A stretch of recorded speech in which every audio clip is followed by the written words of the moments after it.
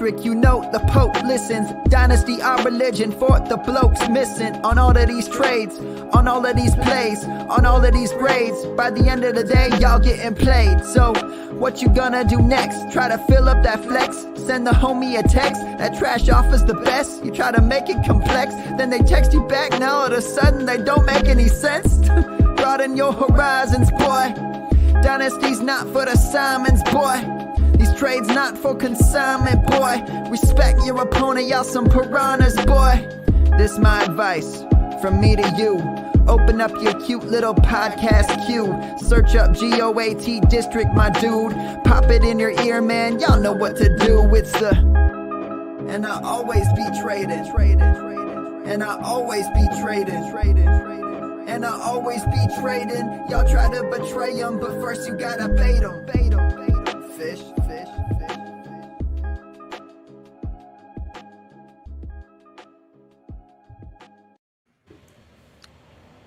What is up, Fantasyland? We are back in the district, and we are back with a whole crew for the mother of all rookie mock drafts. I mean, Dan, you know, if we're going to do it, we're going to do it big, and we want to bring in the best because we are the GOAT district, right? Yes. So, definitely. You know, we've got it nicely organized on the screen here. Very easy to follow. We're going to make this quick because we got a serious mock draft to get through tonight. Obviously, I've got my boy, the overhyped sleeper, right beside me, wearing the prison orange with full flow. It's actually red if someone's TV works really well or screen, but I see it as orange. We got our boy. My lighting is too yellow, so it looks orange. We'll take it, man. I like it. I like the look.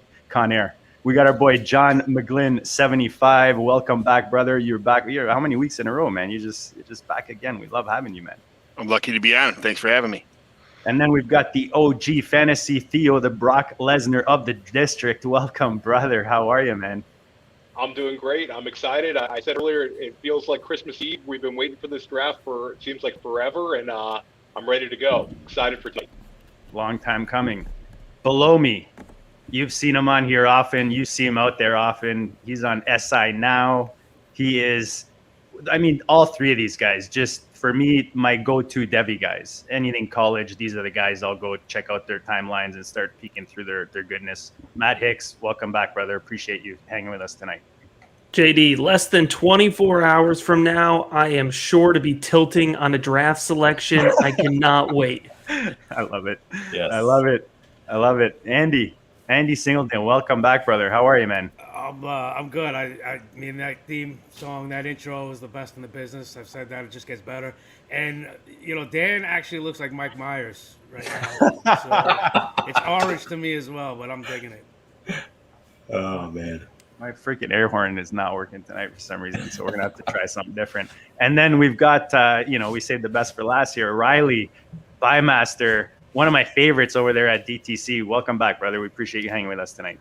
What's up, boys? I'm excited. Like Matt said, less than 24 hours from right now, we'll all be questioning why Kyle Pitts is in a 49ers uniform. Oh, damn. I love right off the bat. I love it. Damn. Chaos. Where's my air horn? Damn it.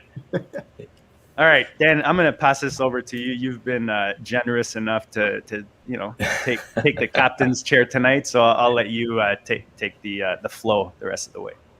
All right, sounds good. So basically what we have is we have a 2-round rookie mock draft. We're doing Superflex, tight end premium, and we've been kind of working on the mock throughout the day. And we're just going to go through and kind of talk about each pick as they happen. Riley is first up with the first pick, and then we have Theo with pick 2, JD with pick 3, Matt with pick 4, Andy with 5, John with 6, and then we just go right through that list again. So everybody will get 4 picks throughout the draft, and we're just going to take a quick minute once the pick is announced, I'm going to let each of you announce your own pick. And I'll just call on you when it's your turn, and you can give a quick, 60-second or so commercial. If it's somebody that you don't really feel like you need to give that much to, that's fine. I mean, if we're all agreed that Trevor Lawrence is the greatest, then we don't have to say too much about him. But other picks, I think, as we start getting through it a little bit more, are going to definitely take on a little bit more character. So we'll go through the 2 rounds, and then we'll kind of talk about what we thought was most interesting points of the draft. So with no further ado, we're going to kick this off with Riley with the 101. Yeah, much like the 1985 NBA draft where the Knicks won the lottery, this is also how I ended up in the 1 spot. Trevor Lawrence is the pick. I don't think there's a lot to talk about unless you get a haul of an offer. I actually traded away a 101 in another league with identical settings. I got 102 and 107. Felt that was good enough for me. I'm a Fields believer as well. But here, I mean, I'm not passing on Lawrence unless anybody else has anything to chime in. I'm excited to see what he does in Jacksonville. LaVisca to the moon. Let's go. We're all ready to see it. We're all ready for the start of something new here. All right. Sounds good. We'll just move right on then, unless anybody else has anything, to Theo with the 102. So for me, in Superflex, this is a very easy decision. I went Justin Fields. I think he's going to be a dynamic asset for fantasy football teams. He's a 4.4 speed guy. I don't need to tell you guys his accolades, but he had a 41-3 touchdown to interception ratio in 2019. He's had 19 rushing touchdowns in his career. I'm not sure where he's going to end up tomorrow night, but I don't really care. I think his upside is there, and he's a clear number 2 pick for me in this draft. All right. Anyone with any additional thoughts on Fields? Pretty standard. Pretty.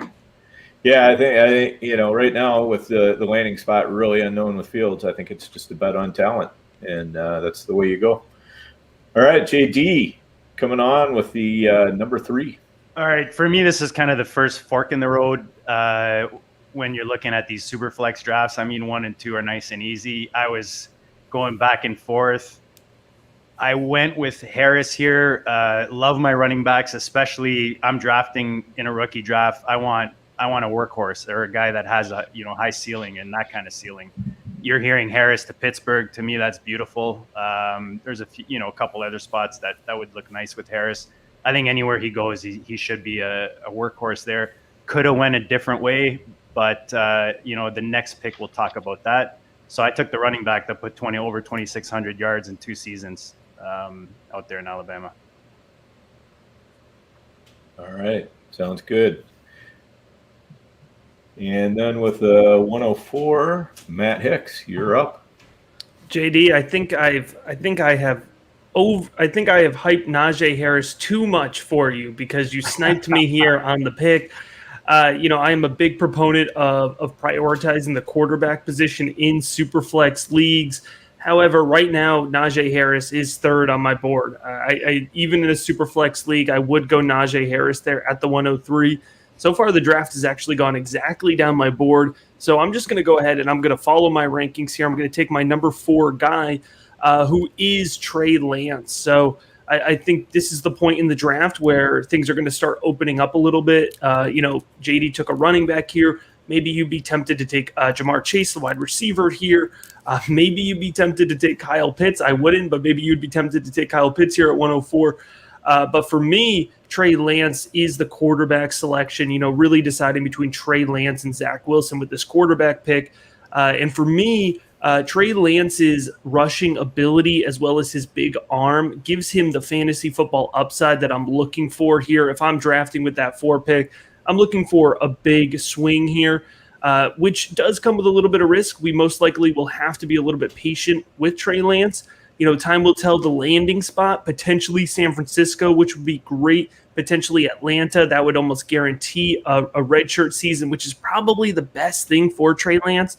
But much like many other young fantasy football quarterbacks, either ones that have taken legitimate redshirt years or kind of gray shirt years, waiting a year for quarterback production at the fantasy football position, especially if they have that dual threat ability, is well worth it. So I am happy to take Trey Lance at 104, even if I am convinced he's going to sit out his entire first season in the NFL.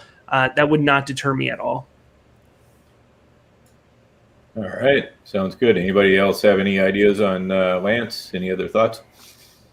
Yeah, I got a bunch, but I'm about to be on the clock, so I'll let other people chime in, and I'll add that before my pick. So if anybody else has Lance, then go for it. I was a little surprised to see Lance at 4. I think he's got the potential to be a top 2 quarterback from this class 4 or 5 years down the road. I don't think a lot of people realize that right now. So a little bummed that he went 104, but I mean, good to know that people like Matt realize that. So it could be a Josh Allen-like ride. It could be a scary first year where it's like, oh, do we have accuracy issues? Can he process quickly? Can he get through his progressions? He's got the tools, even if he's like a Ryan Tannehill where he blooms late, but when it blooms, man. So I'm excited. I'm very interested to see where he falls in a lot of the real drafts. If not Niners, where do you guys want to see him? Well, I think Atlanta makes a ton of sense for me. You certainly get the weapons around there. Even if they move on from Julio, you have Calvin Ridley there. And, I think Riley brought up a really good point when it comes to the mental side of the game. Kind of an underrated, with Trey Lance is that he is actually one of, if not, considered to be the most mentally ready quarterback in this class. What North Dakota State asked him to do is a lot more than what a lot of college quarterbacks are asked to do right now. And it's no knock on Mac Jones or even Trevor Lawrence. These guys aren't asked to necessarily process and make as many decisions on the field. That's just naturally the way the college game is going. But for North Dakota, they require a lot of preparation from their quarterbacks, both preparation leading up to the game and also the ability to command the game on the field. And so what Trey Lance was asked to do mentally on that mental side of the game is a lot higher than what a lot of these other guys have been asked to do. So you put him with a coach like Arthur Smith, who we know, kind of flourishes in that offense where he can get the most of his quarterbacks. I would personally love Atlanta, and I'm not sure he falls any further than 4. Yeah, I think there's a pretty good chance that somebody is going to be jumping up to 4 if Atlanta's not going to take him there, because I think somebody's going to make it worth Atlanta's while to move out of that 4 spot if they're not going to take Lance themselves.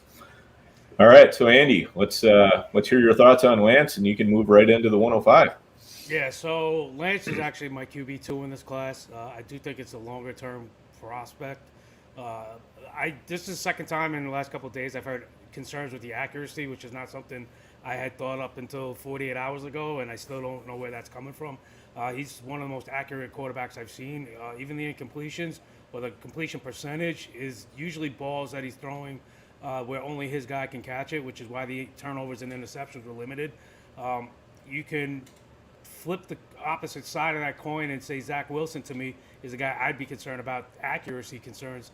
That's a guy who I see who got really lucky and bailed out by some big-bodied, high catch point receivers, as well as some just dropped interceptions that were like right in guys' hands. So I'm a Jet fan. I hate the fact that they're going Wilson at 2. To me, you're picking Trey Lance as a QB2 in this class.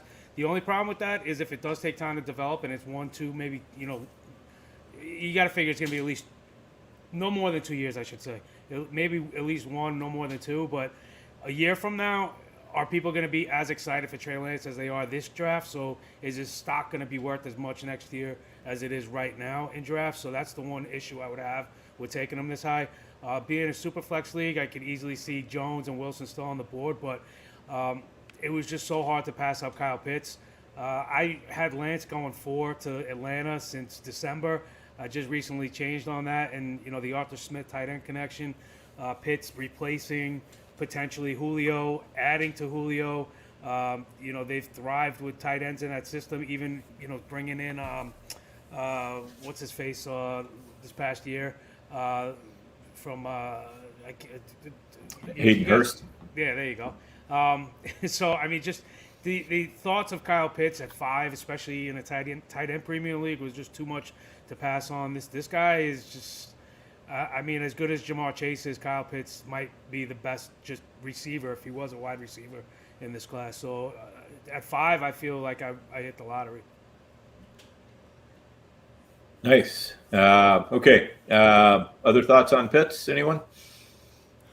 I mean, I'm extremely excited for Kyle Pitts. I know for FFPC draft, it's going to be very interesting to see where he ends up in our drafts coming up on May 8th. I would love that Atlanta landing spot. It sort of seems like Atlanta's kind of passed the candle from, Roddy White to Julio Jones, Calvin Ridley, and now get another big stud receiver in Kyle Pitts coming in there. It'll be very interesting to see where he ends up, and it'll be interesting to see where he settles in for standard rookie drafts coming up. I think he can go extremely high in those FFPC drafts. Yeah, my biggest concern with Pitts is just that, as a 21-year-old and really being a move tight end, the history is actually not as great as what we'd like to think it is with the guys who are just considered to be super talented, like Pitts is, the athletic superstars, because we've had Ebron, we've had Irv Smith. I mean, you can go back, even Evan Ingram had a pretty good first year, but, a lot of these guys have been considered kind of disappointments, whereas, the true stud tight ends have tended to come from, just sort of all over in the draft. So that would be my one concern with Pitts. But I think the one thing that really kind of buoys his stock a little bit is just the fact that everybody is so high on him right now that you're going to be able to get out of him what you put into him a year from now pretty easily, almost no matter what he does on the field. So I would normally agree with you, but I think with him you got to throw everything out. This is where the metrics, this is where the pen and paper stats don't line up with the film stats. He can block. He will be on the field from day one. And then what he does as a receiver is just night and day from what these other guys did. These other guys were more projections than what they currently are. He already currently is what they've been hoping to be. Just the way he wins, he just dominates games, period. And you saw when he sat out the bowl game how bad Kyle Trask looked. To me, Kyle Trask is still QB 6, maybe 7 if you want to throw Mills in that range, and people will laugh you, out of rooms, talking about Kyle Trask as a viable NFL quarterback. He looked like a CFL, bench warmer in the bowl game just for not having Pitts in the game. That's how much this guy can affect an offense. So I think when you're looking at the other high draft capital tight ends in history, and then comparing Kyle Pitts to that, you got to throw that all out the window. We don't know. We've never seen a Kyle Pitts. I'll just add this. I've got similar, reservations, and to me, I might then just take him. Mm-hmm. Let's say you don't really have someone you're loving, but the hype is going to build, especially if he goes like to Atlanta or like a nice spot where hype is going to build somewhere there's a good quarterback. Like you can probably in the next month to 2 months get a nice, return. If you do draft him here, let the hype keep building and then move him and really set up your team nicely. All right, there you go. Yeah, it's tough to. I'm my pick's next, but I'm just going to follow up with that. Is this guy he's matchup dependent. He's not matchup dependent no matter where he lands at. His landing spot does not matter. He's going to be a producer no matter where he goes. He's just that good. He's like Plaxico Burress playing tight end. He's amazing. He can run almost any route. His hands are amazing. His body control for a tight end is crazy. The guy is just amazing to watch, and I think that his game is going to just pour into the NFL. I can't wait to see him at an NFL field on Sundays. I just think he's going to have a flawless, seamless transition. No matter where he goes, some guys have some systems. Some guys, they ask you to block. He's not going to be a blocking tight end, and he gets knocked for his blocking sometimes. I don't think he's a very good blocker, but at the same time, I don't think they're going to have him on first and or goal line formations and stuff. He's going to be you're going to use him like a receiver in a receiving offense. And I wish that he would have, gone to San Francisco and had all four, that Ayuk and Kittle and that whole system there with 4 awesome receivers on the field. But wherever he goes, he's going to be fine. So Kyle Pitts is a fantastic pick there, Andy. That's great. But I mentioned San Francisco before. I'm kind of I just did my intro to my own pick now because I think Mac Jones is going to San Francisco. I think he's a quarterback 3 in this class as far as in my mind, and he'll have a great chance to be the quarterback 2 if he lands in San Francisco. For a guy who is by no means a speedster, but he's got Fred Flintstone twinkle toes. You know, he can move around the pocket. He gets around pretty well. He certainly can run he could be able to be in the pocket and run that Kyle Shanahan offense very well. This team's littered with talent. He throws guys open. He knows how to read defenses very well. And he can run pretty much any offense. But San Fran is just a perfect landing spot because you don't need to do too much. Just control the offense. Don't turn the ball over. Let the defense do its job. And I think he'll be a fantasy starting quarterback right from the get-go if he lands in San Fran. As a matter of fact, if he doesn't go to San Fran, if he goes to Denver or somewhere like that, even there, it's a perfect situation because he throws guys open. He throws guys accurately open. He gets the ball to people, and he knows how to read defenses and make plays, extend plays. So I'm very excited about this pick, Mac Jones. I think it's a steal at where I pick at number 6 right now. But yeah, again, there's a handful of places where he may not be the man, but people aren't going to draft a quarterback in the top 5 or top. If he lands in the top 4 of this class, he's going to be starting from day 1. So I'm very happy with the Mac Jones pick. Everything you just said, like people are afraid to say it. Like that's a trait, that's a skill, and he's elite or very good at that trait and skill. I like what you said that if he goes to San Fran, he could definitely be the QB2 in this class. That's a ready-made team, and they're looking for somebody that could come in and just don't shit the bed. And, a guy like Zack Wilson would be a headache coming to a veteran team that's in win-now mode where Mac Jones just is a seam blend and fit. And listen, I think it's overblown. People just mocks that have Mac Jones going to San Fran. I think it's rumored for a reason. Yeah, I find it amusing when I see those. Don't get me wrong. I think if you plug Justin Fields in this offense, it would be better than it is right. It would be better than with Mac Jones. I honestly think that this offense was tailor-made for Justin Fields. So I don't. Mac Jones is a great consolidation prize, but the NFL teams do what NFL teams do when they pick who they think the best player is. I feel like Mac Jones is going to be their pick, and I think he's going to run this offense perfectly. All right, sounds good. Riley, you are up with the 107. Who you got for us? Man, I tell you, up at 107, and it feels great to get 2 of my top 3 players on my board. I'll easily take Ja'Marr Chase right here. Landing spot, who cares? I mean, dude's an absolute stud. Comp him to whoever. He's a mix of Dez and A.J. Brown and whoever else you want to throw in there. I mean, it's awesome. He high points. He wins vertically and horizontally, which is awesome. He's got some of the best hands we've seen in the last probably 5 or 6 years. Super pumped. If we get him in Cincy, at that point, we just hope that Joe Burrow has time to get it out. But, he's got Boyd and Chase and Higgins and my boy Joe Mixon coming out of the backfield. Hopefully, fingers crossed, year 5. Super pumped for Chase. I think he's going to be a top 10 dynasty receiver in 6 months. I think he's going to have a super quick roller coaster ride to the top, and boys, I'm ready for it. All right, sounds good. Anybody have anything else to add on Chase? I do. I was I have in my head that this is a super flex draft, so I kind of had to stick with quarterback first, and I feel like I robbed myself out of a situation of not picking Ja'Marr Chase in that situation. But I do like Mac Jones. This is a super flex draft, and ultimately, right from the get go, I think Mac Jones is going to score more fantasy points and possibly be a long-term starter. But Ja'Marr Chase was so tempting here. It was really hard to take Mac Jones when Ja'Marr Chase was staring me in the face. So it's a great pick. I thank you. You're welcome that I gave him to you because Thank you. but I think what we're seeing, guys, here is kind of like, this is what you want to know going into, especially next week is, look, this will change a bit, right? Depending on obviously with the landing spots, but I'm just saying if you're trying to maneuver these picks or get into certain spots before the draft to get some of these players, you can kind of see in Superflex, like you can get one of these top 4, studs in the 2 quarterbacks, the running back and the receiver. Pitts is there.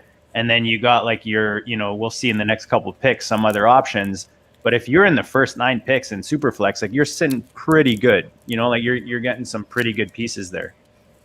Yep. But is anybody else, just trying to pick up on trends here? Jamar Chase at 107 is feeling a lot like CeeDee Lamb last year. The positional value helps us justify pushing them down the board. But, if you find yourself at 107, 108, don't overthink it. Where Riley was like, yeah, I got my, one of my top 3 players on the board. And even though he's a wide receiver, Jamar Chase grades close, not quite as high as CeeDee Lamb for me. And I expect he's probably going to get an even higher volume role. Hopefully his quarterback will stay healthy his entire rookie season. And we saw what CeeDee Lamb was able to do, right? So Jamar Chase is probably going to come with higher draft capital, a similar film grade, and probably more volume in his first year. So, probably heading into next year, we're looking at a potential, top 12 wide receiver. Just look at the way Justin Jefferson has ascended in value. I don't think anybody's going to quite do that, but I think it's realistic to think a year from now, you're taking a top 12 wide receiver with the 107 here, talking in dynasty format. So, you could take advantage of the slide on wide receiver that seems to just happen naturally, which I understand. Superflex, we want quarterbacks. This is tight end premium. It makes sense, but it's a good value point. Yep, definitely. Especially if you can afford to.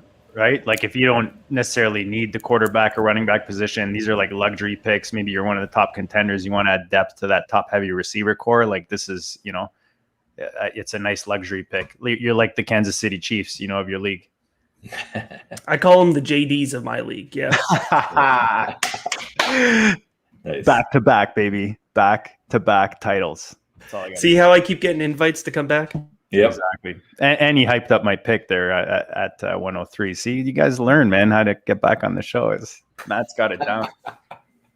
Speaking of people who figured out how to get on the show, definitely.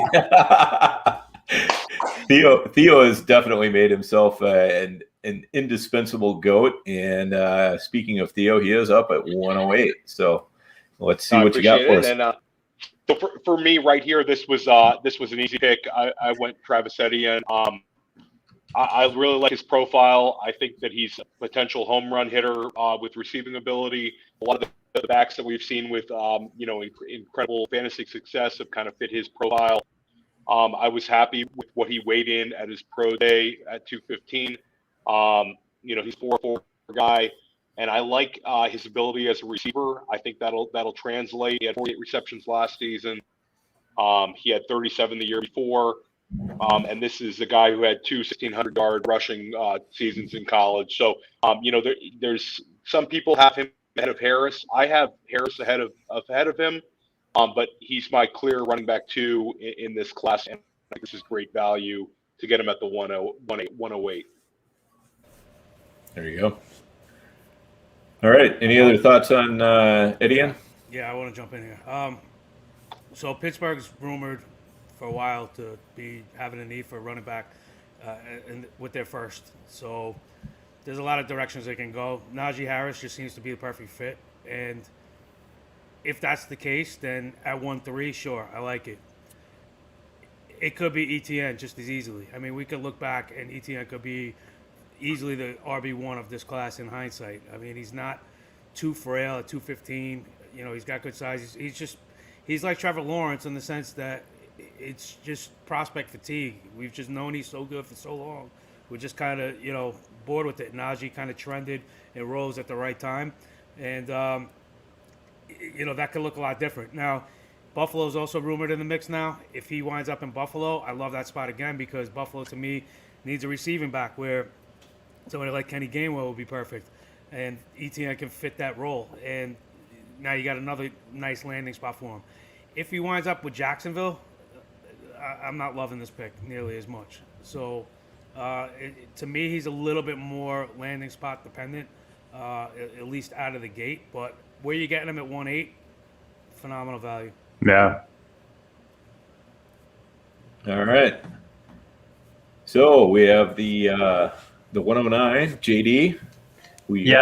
I'm going to follow the same path. I mean, those are my top two, and then closely tucked in, really closely, is Javonte Williams. RotoViz has comps with like Aaron Jones, Miles Sanders.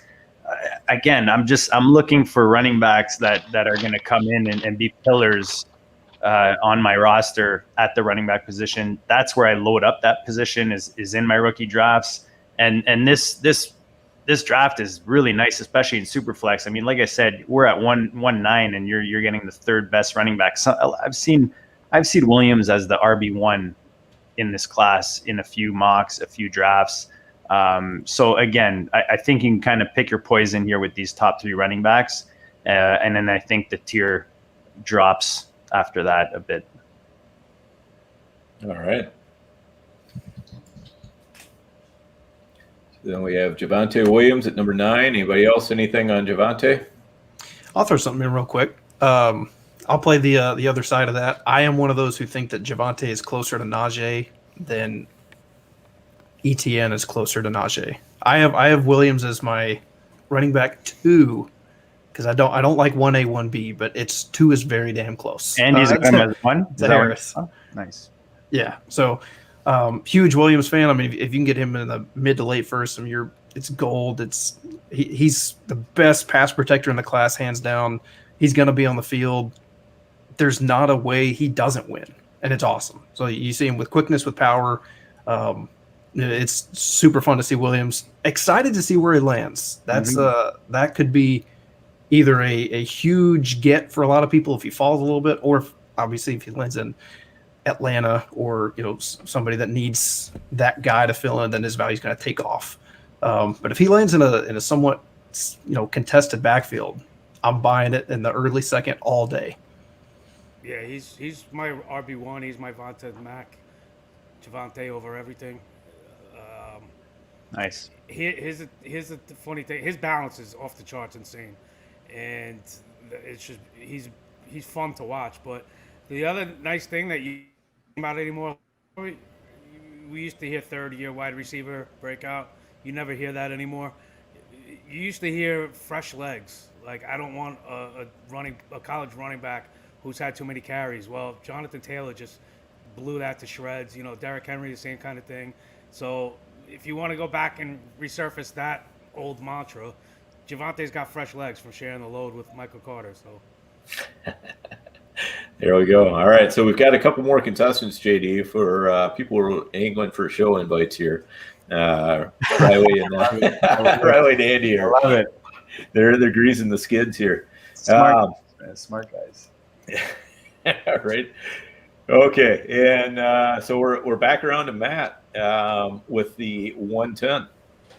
Yeah, so I'll give a quick, just to give the other side of the Javonte Williams argument, which, by the way, I am the only one on this, so I will, I find myself on an island here, so the Javonte Williams hype train is probably the accurate, rail to be on, but I do seem to have more questions with Javonte Williams than a lot of folks. My film eval heavily weights vision as part of the equation, and Javonte Williams, to me, does not consistently display great vision. I think the UNC offensive line is really underrated. As you can see by Michael Carter's running stats as well, Michael Carter actually outrushed Javonte Williams, although they both put up great numbers at UNC last year. And I think his speed is limited. So for me, although I have Javonte Williams as a late first round, early second round pick, getting that positional bump here, 109 is a little bit high for me, although I think it's spot on with where he'll probably go in drafts. I just don't expect to have any Javonte Williams because of the limited speed and the question marks I have around his vision. It's pretty inconsistent for me after I watched Javonte Williams over time. But this is a really weird spot I find myself in because I feel like every time I get asked about quarterbacks this draft season, I'm usually the one throwing the wet blanket on Zack Wilson. But here at 110, I have no choice but to draft Zack Wilson out of BYU. For me, he's very clearly quarterback 4. He falls well below Lance in my rating system, but definitely higher than Mac Jones. So, relative to the way the draft has fallen out in a Superflex league, I suppose I've gotten some good value here. Zack Wilson is fun. I love watching him sling the pill. He's a fun college quarterback, and I do think Well, let me phrase it this way. I don't think that he is going to be operating as off script at the next level as necessarily he did in college. I think that he will be best if he gets refined into a system a little bit. I think his rushing ability is overrated from a fantasy football perspective. I think an NFL team is going to rein that in, ask him to pretty much stay in the pocket there. And so the fantasy football comparison that I've made for Zack Wilson consistently is Baker Mayfield, because I just think that he's going to be best when he's not asked to do a ton, right? Baker Mayfield, solid rookie season. We got excited. Cleveland tried to open it up for him. It was just too much. Bad sophomore year. They limited what they asked him to do again, and it worked out well. And now we're kind of sitting with Baker Mayfield of this guy who's going to be, probably living as a low QB1, high QB2 in dynasty leagues. And that's kind of where I find myself with Zack Wilson, a guy who can be solid, but hopefully not asked to do, too much too early on in the NFL, or else I don't know if he'll be as successful. You look at his statistical jump from 2019 to 2020, and it is shockingly, you like to see that type of improvement, but then you look at the other factors, the easy schedule, the fact that his toughest game was Coastal Carolina and he struggled. Yellow flags consistently pop up for me. You look at his ability to throw the ball in the deep third. I know it's fun sometimes, but he also throws into triple coverage a lot.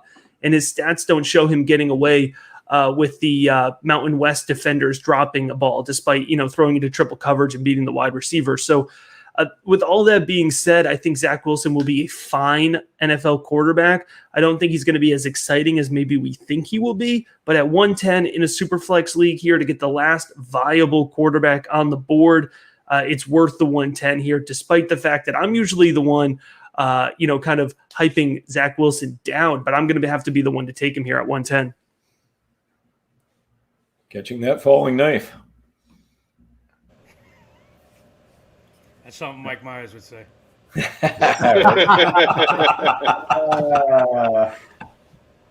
All right. Any other thoughts on Wilson? Yeah, I have to be wrong on him. I mean, I'm a Jet fan. I have to be wrong on him. I don't really care for him too much at all. I think Baker, if you want to make the Baker Mayfield comp, which a lot of people have been drawing comparisons to, Baker I thought was just a way more polished prospect coming out at the same phase. So, if that's his ceiling and we're going to wait 3 years to get to that, it's going to be a long ride. I'll speak to the Baker point just real quick before we move on. But as someone who also compared him to Baker, it came from one main aspect, and that was when you watch them, when the play breaks down, they're better. When you have a clean pocket and you're looking at just one side of the field, it's almost as if it's harder for them. And the same way with Baker as a rookie, and I saw a lot of the same things with Zack Wilson, where if it was easier, it almost like he overthought it. His feet got a little antsy, and it almost just as he was more comfortable rolling out with a DN behind his back and then flipping a 15-yard just pinpoint bullet to the sideline. It's weird, and that's where I comped him to Baker. So I mean, you're gonna get the wow throws, but you also get the dude. Like it's right there. I can appreciate that and understand that and respect that he's better off script. However, I love the arm angles. I love how he's willing to do different things and just be out of character. But at the same time, that really looks like it can hurt him. There's a lot of just like these shovel tosses. He just tries to get too creative and too fancy, and he's too much of a gambler for me. Can he tone it down? Of course he can, but based on everything you know about his personal makeup, it just seems like he's more of the Josh Rosen, like, no, I'm the smarter guy in the room. Don't worry about me. I'm going to get this done. And, that's kind of where it's like, all right, this, like I said, this could fail more than it can succeed from my vantage point. And I hope I'm wrong. I think for me, where I draw the specific comparisons, and I try to think, very, very much in a fantasy football vacuum. I think why I bring up Baker Mayfield with Zack Wilson is, one, I think people expect him to be a better rusher than he will be at the next level, which has a huge impact on fantasy football, right? I think we had this idea that because Baker Mayfield was able to scoot around the field in the wide open Big 12 kind of, quasi air raid system, that he was going to be able to translate that to the next level. And, he can, if a pocket's broken down, he can operate, he can be creative, he can maybe, get an 8-yard rush for the first down, but he's not a rushing quarterback. He's not going to give us that fantasy football upside. And then the gunslinger mentality. And, Andy, to kind of your point, that's going to go one way or the other, right? When you get a gunslinger, you're either going to love it or it's going to be, a huge headache, right? So is that the dice you want to roll with a top 5 pick like I'm seeing a lot? Probably not at 110. You might want to roll the dice. If it's your NFL team, I understand why you're nervous for sure. Yeah. Well, it's interesting that you see the difference between the real world and fantasy world, where the real world number 2 off the board quarterback is going 5 in this draft. Yeah. Right.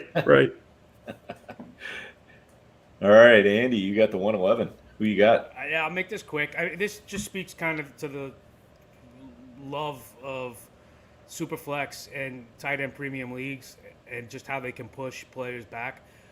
He's still the number 2 wide receiver off the board, but Devonta Smith to fall here, it's still significant draft capital to think that at 111 you're taking the wide receiver too.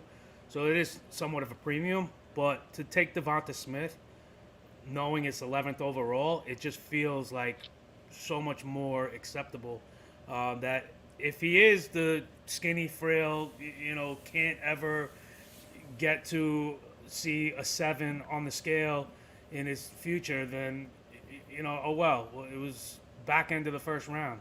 But if he is this outlier that is the next Marvin Harrison and the Heisman Trophy winner and the all-time leading receiver in wide receiver U history, then, this is, how can you not take him at this spot? So I'm happy here. And I'll shut up. All right. Anybody else on Devonta? I'm up next, so I'm going to kind of, fall off that. Devonta Smith is, he's an all-around great player. There's no doubt about it. It's amazing watching the guy play. But who I have at the next pick is Jaylen Waddle, and I think he's just someone who, I'm not going to say landing spot dependent, but he's an all-around great player. He's great on special teams. He might be the best all-around weapon in this whole class, I think, as far as doing anything. He can run inside routes. He can run outside routes. He's a kick returner, punt returner. He does everything. He's like a better version of Henry Ruggs, as far as that goes. I think he really, to me, if he goes to Miami or, a team that can really use him with a deep threat and his his under routes, I think he could possibly be the best player in his class. And that's saying a lot for someone. The guy doesn't mess around. He gets up and gets the ball. He's got a smell of Tyreek Hill about him. Everything about this guy he just makes me want him on my team. I don't know how you guys feel about Jaylen Waddle, but I think he's just everybody. That's all I've been hearing is a flash of the top couple of receivers. But Jaylen Waddle is someone I'm definitely targeting in all my rookie drafts this year. Yeah, he's growing on. He's been climbing up. I feel like he's got like that DJ Moore. I don't know if you guys remember DJ Moore was kind of like slowly as the offseason was going, like slowly climbing up those rookie ranks. And I feel like there's a similar vibe with Waddle where he's like slowly been creeping into the back of the first, and now he's like a top 3 receiver. Do you guys where do you guys feel Waddle belongs? Is he fitting here behind Smith as a third running back or receiver off the board? Yeah, absolutely. I actually think he's been up there the whole time. I've seen people as having him as the number 2 wide receiver in this class, all the way down to 5 or 6. Okay. I'm somewhere on the fence with him. It depends on what time of day it is, where I either really like him or I'm a little skeptical. Somewhere between Tyler Lockett and Tyreek Hill is the hope. The hopeful outcome. I think more towards Lockett than Tyreek Hill, but he's dynamic and he's explosive. But I think a lot of the stuff he was able to do at Alabama was more not to take away his athleticism, because he's got game-changing speed, but I also do think it was a little bit of a product of the system. I was just looking at a play last night against Georgia. Georgia literally had 7 defenders in the secondary to stop 3 receivers, and he beat them for 95 yards on this play. So on a 2nd and 10. So it just shows you how ridiculous the Alabama offense was. That 3 guys are beating 7 defenders, probably 4 of which are going to be drafted within the first 3 rounds this year. It was unfair what Alabama was doing. So I don't know that he can meet that same success. And if you're banking on just the home run hitting speed, then you're looking at Andy Isabella. Oh, don't even say that name, man. That hurts. Yeah. At least it'll be Isabella with some draft capital. Hey, Isabella was a second-round pick, man. Get off my guy. Well, yeah. Wait a second. But still. I think for me, a lot of it is going to kind of come down to, how does his NFL team perceive him? Are we talking about, what kind of a system is he going to, but also where does he get drafted? If he's a top half of the first round wide receiver, then I think, that makes him a little bit more intriguing. If he's one of those guys who kind of slips throughout the draft a little bit, then maybe a little bit less intriguing for me. What if he goes to Philadelphia and kind of fits in that offense? Andy, what do you think about that? I've seen that. I personally can't see Philly going back-to-back first-round wide receivers, especially somebody that could be somewhat on the undersized part of the scale. Rieger was that. Rieger was kind of, maybe a little bit more of a stockier version than Waddle, but kind of that, smaller speed, gadgety kind of guy that you could do a bunch of things with. And, I don't know. I just can't see them going that direction 2 years in a row, even though they do have a need. I feel like they have a lot of needs. So if he winds up there, yeah, I don't know, because I'm not the biggest Hurts believer either. So I'm not sold that I like it. I get it. I don't think Rager really got a fair shake his first year, with his hand and, a couple other issues he had. But if they can add another receiver and somehow make that offense work, I have a lot of faith in if that's good. I mean, I think it's a good landing spot just because of the fact that there'll be a lot of weapons on that team now. And it's really going to be hard to just cover. It won't be a wide receiver one to cover. Instead, there will be the Miles Sanders out of the backfield. There will be, the tight end. I'm not sure that they're going to probably get rid of Zach Ertz, but who knows? Goddard will step up if they sign somebody else. There's a lot of weapons on that team, and I think if everybody's healthy and it can distribute the ball, it could be a great offense with a lot of fantasy numbers on it. All right, so that brings us to the end of the first round. And JD, what do you got for us from Viridian?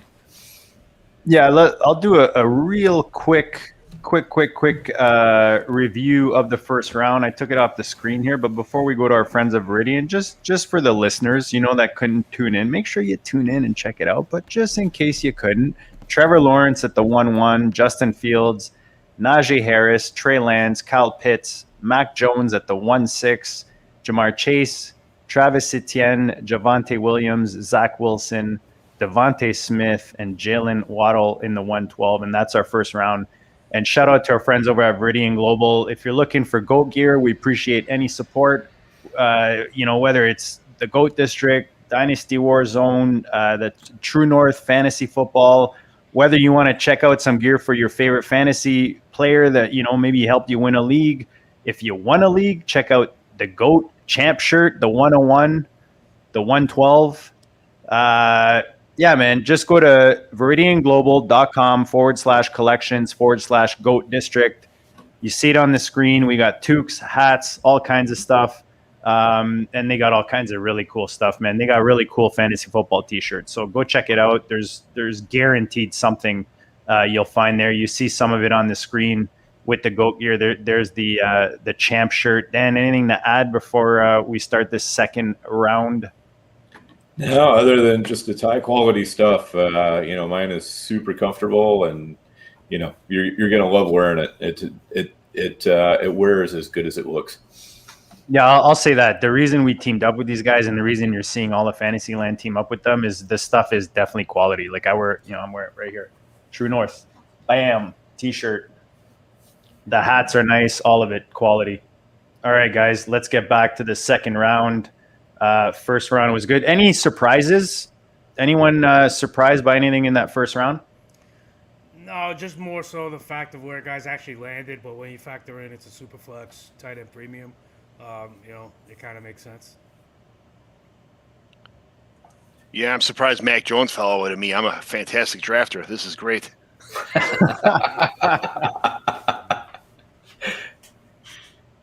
Man, Dan, like my air horn would have been so good today, and I don't know what the hell. Yeah, the air horn is out of air. All right, well let's move into that second round and get Riley on the clock at the 201. Back on the clock at 201, and the board fell perfectly because this is the last guy in my tier that I want. The rest of the draft, I'm just kind of out on because this is such a top-heavy class, in my opinion. But I'll take Rashad Bateman here at the 201. Love the dude to death. I mean, he's a possession guy, but worst case, he's going to be a Tyler Boyd-type fantasy asset. He's super shifty, great route runner, really good hands, no issues creating separation, like clean feet off the line. Love Bateman as a player. My biggest fear is that Chicago just decides to draft him at 20 and pairs him with Andy Dalton. I mean, that's probably worst case for us, but I love Bateman here. He may dip after year one if he lands at a spot like that, but I'll just take that opportunity to buy more. My only concern is he has a little bit of struggles with fighting through some handsy coverage at the line. If you're going to get somebody like, an Aqib Talib, that type handsy physical corner, he's going to have some trouble fighting through vertically. But again, that's not where he wins. He's going to win in the short to mid areas of the field, which is going to be awesome for fantasy because he's going to rack up the catches. Absolutely love Bateman at 201. I probably would take him above Jaylen Waddle, just because I think Waddle's going to need a creative offensive coordinator to get him to maximize his potential. So I'll take Bateman at 201. If anybody argues, you're wrong. So we just scoot on to 202. Also, go Canada if we're scooting for spots on the upcoming shows. Yes. I got Bateman at 206 in the same draft. I don't know what. That would have been a steal. Where would you like to see him, Riley? Bateman?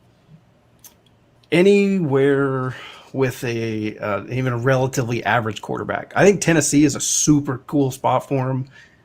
Don't really think that happens. I think Tennessee has more pressing needs than a wide receiver too. I don't know. Like I said, anywhere else other than Chicago, because that's where receivers go to die, apparently. I bought a lot of Anthony Miller a few years ago. Big fanboy of Anthony's, and that didn't work out. So really anywhere other than Chicago, and we're golden. Okay. I don't think you compare the two because Anthony Miller was just as time went on, you just kind of realized that he was not. His lack of work ethic was his biggest. It's the mental side with Darnell Mooney's not dying in Chicago. Not yet. No. Neither is A-Rob. No. Or Tariq Cohen. He probably wishes. Well, and with story. Dalton there, that he's going to have eyes for Komet too. And Damian Williams there now to share the backfield.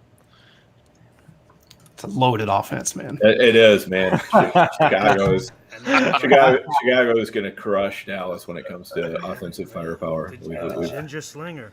Yep. There you go. All right. Let's move on to Theo with the 202.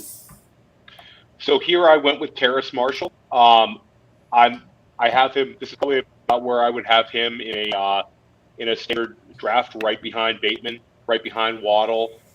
He's very appealing to me. He's 20 years old, 4'4" guy, 6'3", 205. Shout out to Matt Hicks, who's been a big Terrace Marshall guy for a long time. And I think there's really a lot to like. He was a top recruit at high school, and he certainly produced next to some fantastic players. I mean, he was next to Jamar Chase and Justin Jefferson in 2019. He had 13 touchdowns. And last year, I believe he had 10 touchdowns in 7 games before he opted out. So I think Terrace Marshall kind of separates himself in this class with his size and his youth. And I think that, if you're going to give players the benefit of the doubt for having excellent teammates, Terrace Marshall certainly fits there. And I think that he's going to be a good value pick in standard rookie drafts at the end of the first round. I think when he goes to Baltimore, it's going to be exactly what Lamar Jackson needs to make that offense run. This is exactly what needs to be plugged in the Ravens offense. Yeah, listen, all I'm hearing is Matt and I have a lot of the same takes, which is why I wonder why he unfollowed me in the first place. But Terrace Marshall, I've been tweeting out so much stuff about Terrace Marshall for months that his dad and I started talking, and he was thanking me for shining so much light on his son. So shout out to you, Senior. We actually happen to be, we figured out roughly the same age. So we both have kids, 20, 21. So I love Terrace Marshall, the size, the speed. He was just the consistent touchdown target in the number 3 role behind Jefferson and Chase. So I think a lot of people were sleeping on Marshall, and there's a lot of upside there. I think people are going to be surprised with Marshall the way people were surprised with DJ Shark out of the same program. On the flip side, sorry boys, not a Marshall guy. If Mr. Terrace Marshall is listening, probably hop off for a few minutes, come back, because I'm not a huge believer. I don't really think he can beat press. I don't think he's shifty enough. Good deep threat. He's going to have a role, but he'll be in a limited number of packages. I mean, I'm really afraid this is the J.J. Arcega-Whiteside, just that kind of asset in the top to mid-second where I don't see it. I don't think he's got 4.4 speed. I've been wrong before. He gets off the line with a high pad level, easy to jam him, for handsy physical corners. But I'll pass. Like I said, I've got like a nice top 12 or 13, and then at this point, it's just a really big hodgepodge of me. Here's the big difference, though. J.J. Arcega-Whiteside was like the Brandon Whedon of wide receivers. Hey, whoa. Terrace Marshall is still 20 years old and the second or third youngest wide receiver in this class. So he's got plenty of time to refine his craft. I hope so. I don't think he can run block very well if you turn on the tape. His defender always makes the tackle, which is concerning. Sometimes it can be that simple.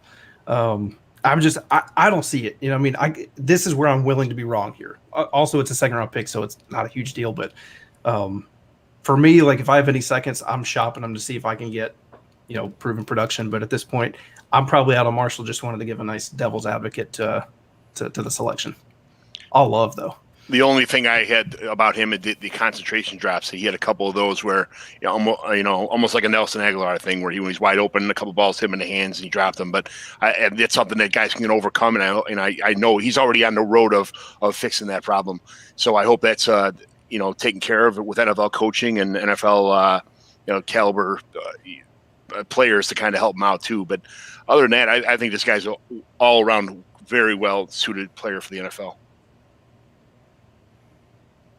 All right, so we have definitely a wide range of opinions on Terrace Marshall. JD, let's see if you can unify the group and with your pick and come up with somebody that everybody either likes or hates. Well, before I do that, Dan, just want to remind our friends, if you're first of all, if you're not watching, go to YouTube, subscribe to GOAT District. It's a no-brainer. Look at the goodness we're bringing over here. You can watch the board on the screen. You can check out Dan's flow. You can check out Brock Lesnar, Matt Hicks, hard at work. You can see these guys behind the scenes. Andy Singleton eating peanuts. Come on, man. Check that shit out, son. YouTube it. Come on. Subscribe, smash it, like it, all that goodness. You guys know how I roll, man. Running backs till I die in the rookie drafts. Maybe sprinkle in some quarterbacks in the SF. But right now, we're going back to the well. This guy was behind some of these next running backs, but I've moved them back up. Last I heard, correct me if I'm wrong, you collegiate studs, but you look everywhere, you see 191, this kid. But I believe he weighed in over 200 pounds, Kenneth Gainwell. To me, that's a big deal. Gives him more of that workhorse possibility, ceiling, especially a guy who picked up 51 receptions in college with that receiving, magic. And what is it? PFF points out the last running back to have a collegiate season with at least 1,200 yards rushing and 600 receiving yards, Monsieur Saquon Barkley. Look, I'm not saying this kid is Barkley, but it gives him the possibility of having a role, especially if he lands in a good spot. So for me, this kid's moved up. Again, correct me if I'm wrong with the weight, but I like him here early in the second round. 201. He just made your threshold. Beautiful. There it is. I mentioned him earlier. I think he's a perfect fit for Buffalo. This guy's the problem with Buffalo and their running backs for me is their line is not built to sustain a ground game. They are much more suited for a passing attack, and they have two ground type of primary running backs. So they need a better receiving threat, and Gainwell could do the early down work and also be a much more dynamic receiving back out of the backfield. I'll just put it to you like this. He pushed Antonio Gibson. That's what I missed. Yes. And whoever else was there before. I would touch them 229 to 33. Darrell Henderson. Am I getting names confused now? No, I don't think so. Yeah, he pushed them to the bench, or to different spots, I should say. So he outgained Gibson 229 to 33. Well, out carried him. Yes, sorry. Out carried him. Yeah, and plus, I mean, when you really want to get deep into the analytics, can you come up with a better name for a running back than Gainwell? Really?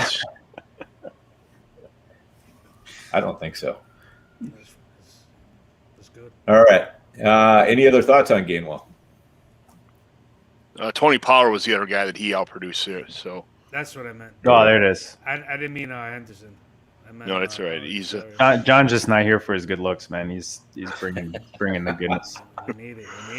Yeah, he was he's a quarterback in high school. He's he's got like a Justice Hill comp from guys like Matt Kelly, and I think he's all around great player. This is a great pick. I don't mean to compliment everybody's pick and just sit here and be like, oh, nice pick. But I mean, we're still in the second round of the draft. But you guys are doing fantastic, and Kenneth Gainwell's a great pick in this spot. Yeah, this is by and large where the running backs end.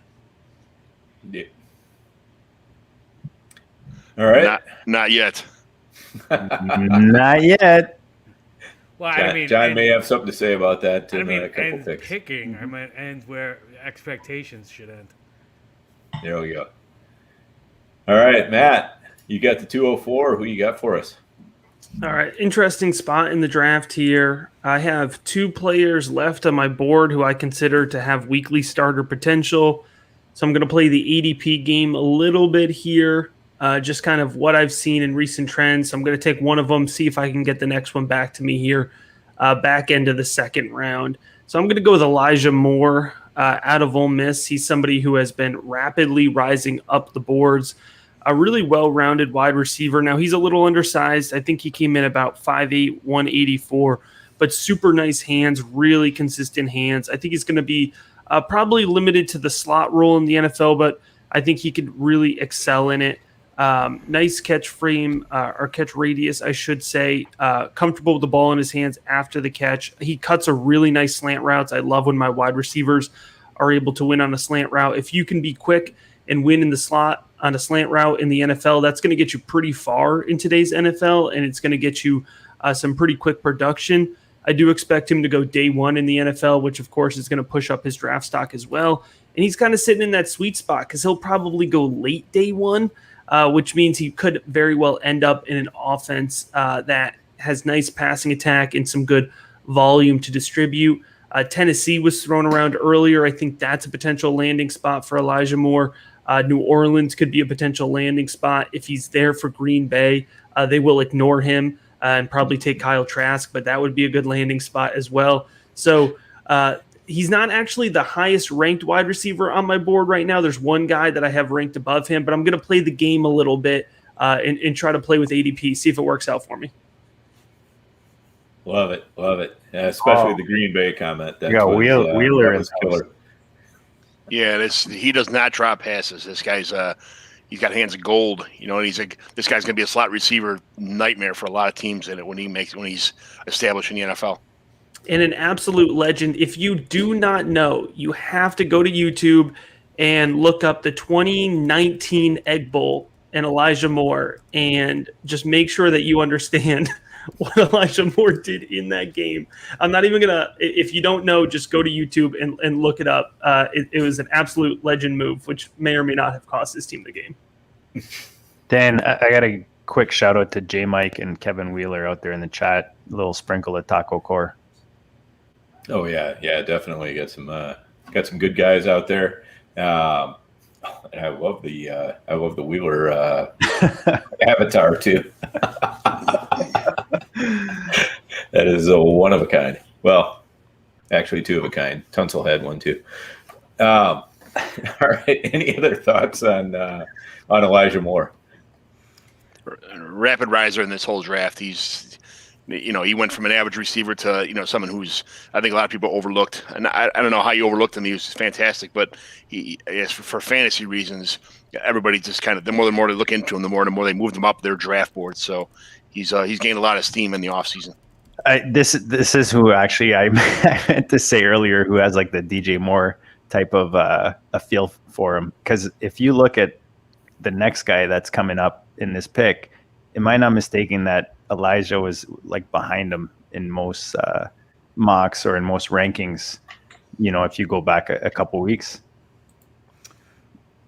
Well, I don't know where we're going here. I was going to say on Elijah Moore, I've come around on him considerably. I was looking at the huge Lane Kiffin bump that he had. His production increased 34% in 4 less games with Lane Kiffin. His stats are ridiculous this past year. Prior to that, they were kind of mundane. He's a little bit undersized, but he's insanely quick, twitchy, speed. Things like his catch rate went from 58% to 87% with Lane Kiffin. So this is what I mean by the bump. But you can also look back and say Ole Miss just has no clue how to handle wide receivers prior to Lane Kiffin's arrival. And, maybe he just unlocked his capabilities, because if you go back and look at, some of his high school footage and just how insanely blindingly quick he is off the line, I was more cautious about him being able to get off of jams and press coverage. But he's really risen for me just based on his just pure athleticism. And you mentioned his hands before. With this next pick, I was going with the Moore regardless. If it was either going to be Elijah or Rondale, and similar to Elijah, Rondale Moore was number one wide receiver since his high school days, and had just a freshman season for the ages that everybody seems to forget because he played limited games the last 2 years.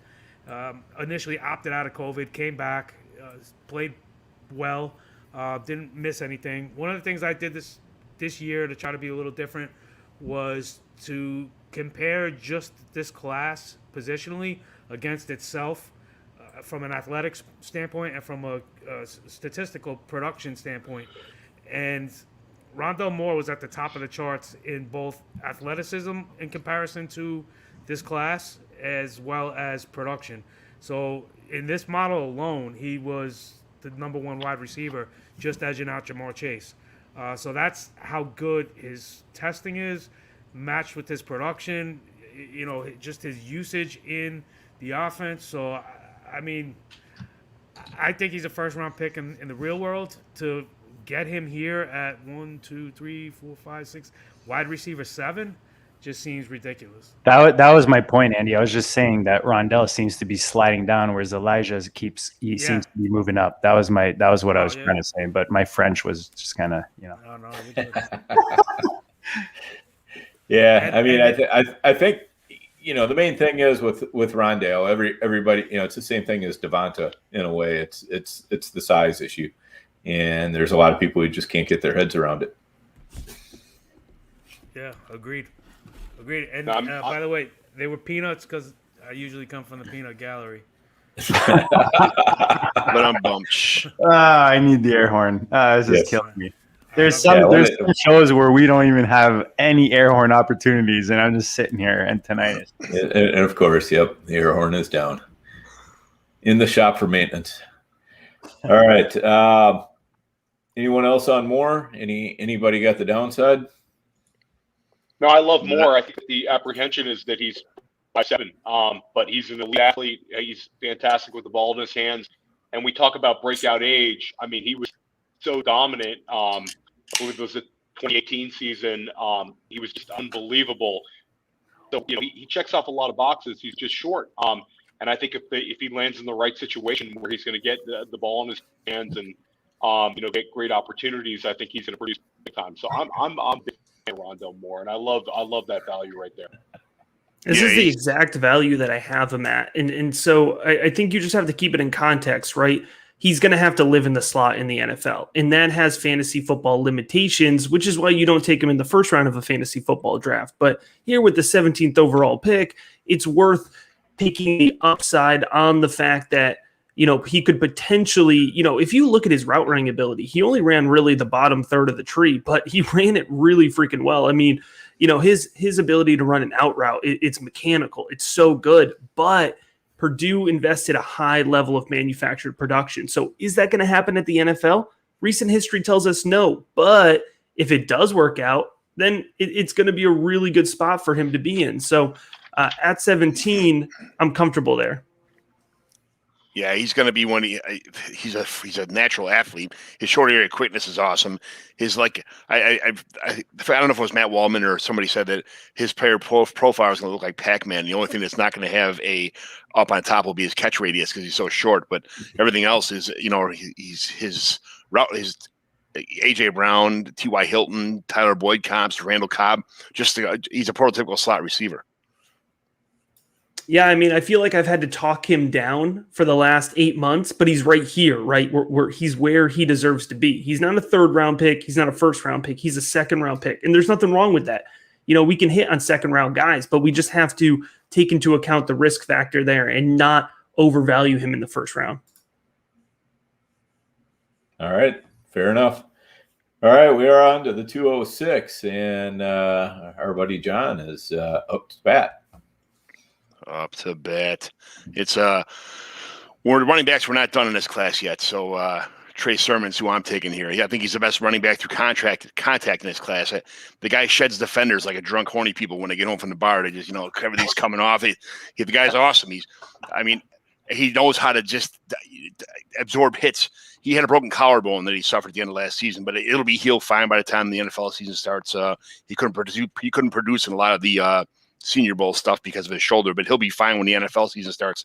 He's got all the film grinders like Matt Wallman have him as the best running back in this class for a reason. He can see the field on every level. It just seems like as soon as he gets the ball, it's like everything freezes. It's like the Matrix. He sees a first, second, third level, and he just knows where to go, how to avoid people. And when he is going to get hit, he knows how to turn his body and absorb hits, where to get hit at. The guy's fantastic. He's a very efficient runner. He doesn't waste a lot of steps. His vision is fantastic, and I think he can predict where people are going to be hitting him at, or where defenders will be coming from, and get ready for that and absorb it. And he had one freak injury, but I think the guy's going to be fantastic in the NFL, and he's very underrated. I'm very happy to get Trey Sermon right here. So that's how do you guys feel about him?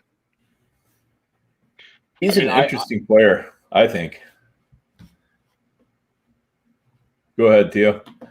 No, I was going to say we actually John and I kind of went back and forth on this last week, where I have Gainwell as running back 4, and John has Trey Sermon. I believe, John, you have him as high as like running back 3 in this class, don't you? That's correct.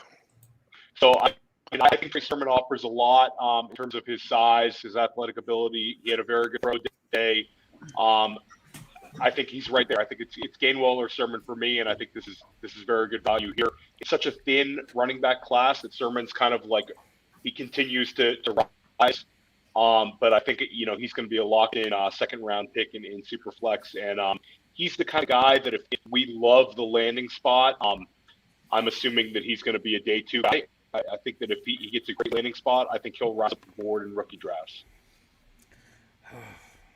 I came back in time for a good one. I knew Andy was going to be in on this one because since the running backs ended with Gainwell, let's hear it, Andy. You got to have a scorcher here. I hate this pick. I really do. I've become friendly with Rashad Whitfield, who's better known as the Footwork King, and Trey Sermon is one of his clients. So he's been doing some extra stuff with him, and he gets on me for not supporting his client the same way that he does. Obviously, this is nothing against Trey Sermon as an athlete, as potential, but Matt was talking earlier about really valuing vision for running backs, and I just do not see any type of vision with Trey Sermon at all. I think he gets lucky with hitting the right hole at times, and then that athleticism takes over where the end result looks better than what he's actually doing for himself on his own. So to me, that's a system, a production of the system more than a production of the player. And I feel like a lot of people are overlooking certain things with Trey Sermon's game, that they're just looking at the upside and potential, the size, the speed, what he did on a national stage, during bowl season. And I just think it's a little too much helium right now for that. We are on polar opposites of Trey Sermon, so. Listen, I a lot of people. You're not alone. You're not alone. I'm alone. You're not alone. Like Michael Jackson says, man, you are not alone.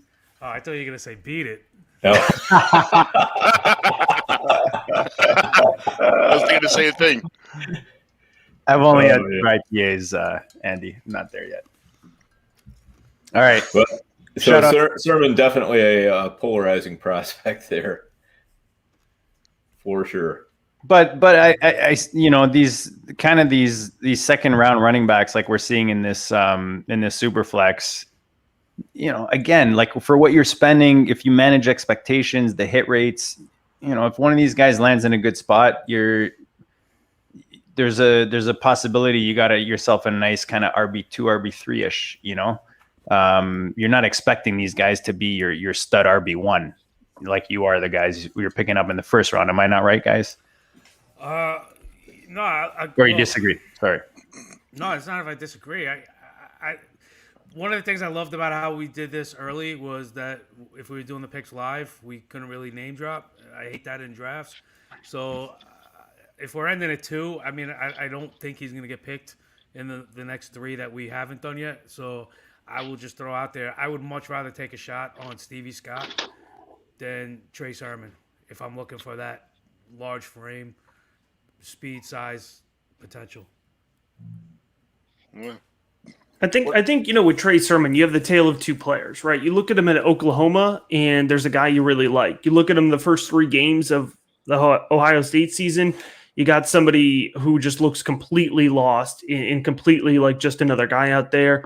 You can make a variety of excuses for the player, why that happened. Transferred to a new system, COVID, Ohio State thought the season was shut down, picked back up, a variety of excuses, right? So at the end of the day, the film eval is not strong for me. It's questionable.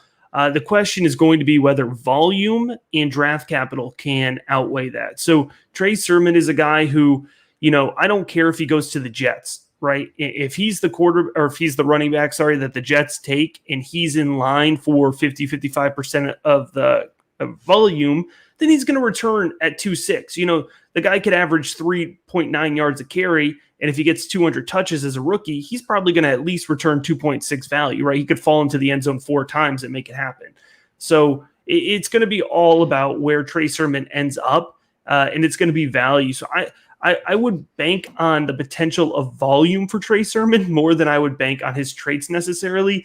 And if those things do all click together, if he does turn out to be this prototypical NFL running back, then you've swung and you've hit big. But at 2.6, you have a limited investment there. And I got to tell you guys, after the first 2 picks for me, the first 3 picks for most people, you're just swinging at running back. This is not the class where you're going to go deep in running back. So we could probably pick apart almost every running back that we will draft from here on out. What's your opinion of Trey Sermon if he falls in Atlanta? I mean, that's a money pick too. I mean, I actually, I wouldn't be surprised if Atlanta in particular double dips, takes a guy like Trey Sermon, maybe in the 3rd if he's there, and then somebody late as well in like the 6th, just because, it's Mike Davis, and then that's pretty much it there in Atlanta. So it's going to be whether or not Trey Sermon, I should say, ends up, projecting out for me between 40 and 50% of the touches on the ground. Because that's the other thing too. He's not going to be a high volume passing guy. And so you're really going to have to rely on those ground touches. So I'm going to be looking at, probably in a realistic frame, 175 to 200 touches on the ground to get excited about him. But even still, it's relative excitement. I'm not expecting this guy to be a running back one in Dynasty in a year. I don't think his value is going to accumulate at that level. But, in my Dynasty leagues, I have been spending the last couple of weeks trading a low-level assets for Trey Sermon, just to take the shot that he ends up in Pittsburgh or he ends up, even in Atlanta in a high-volume role. So I have been rolling the dice on Trey Sermon, but, I certainly wouldn't use much higher than a 2.6 on him.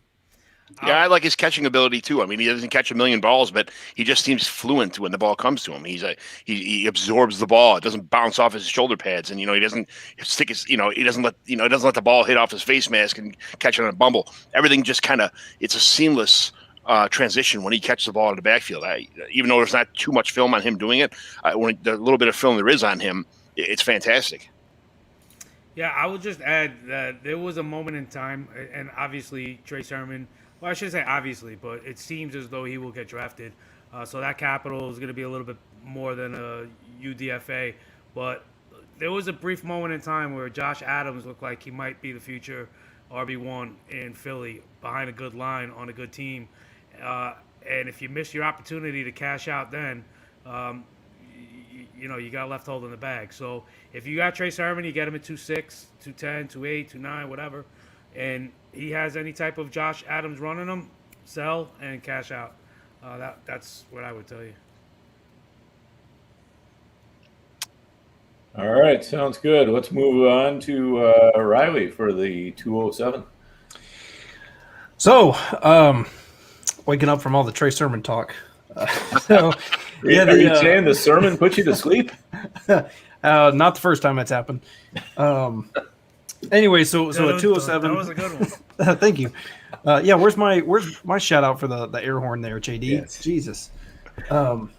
Anyway, so at 2.7, first off, let me just say I'm probably going to use my mid to late seconds to try to move up in the first if I see somebody nice falling like Jamar Chase.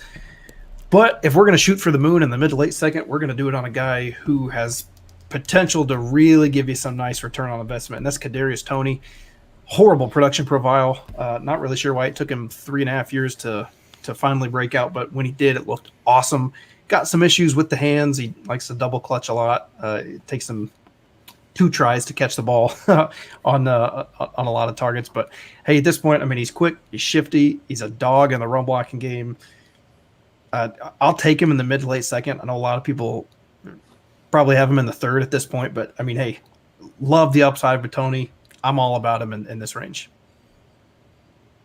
Yeah, and if he gets that draft capital going, I mean, it's going to maybe make that second worthwhile. I'll just throw in there the reason that it took Kadarius Toney so long to break out as a wide receiver is they couldn't figure out what he was. He played quarterback in high school.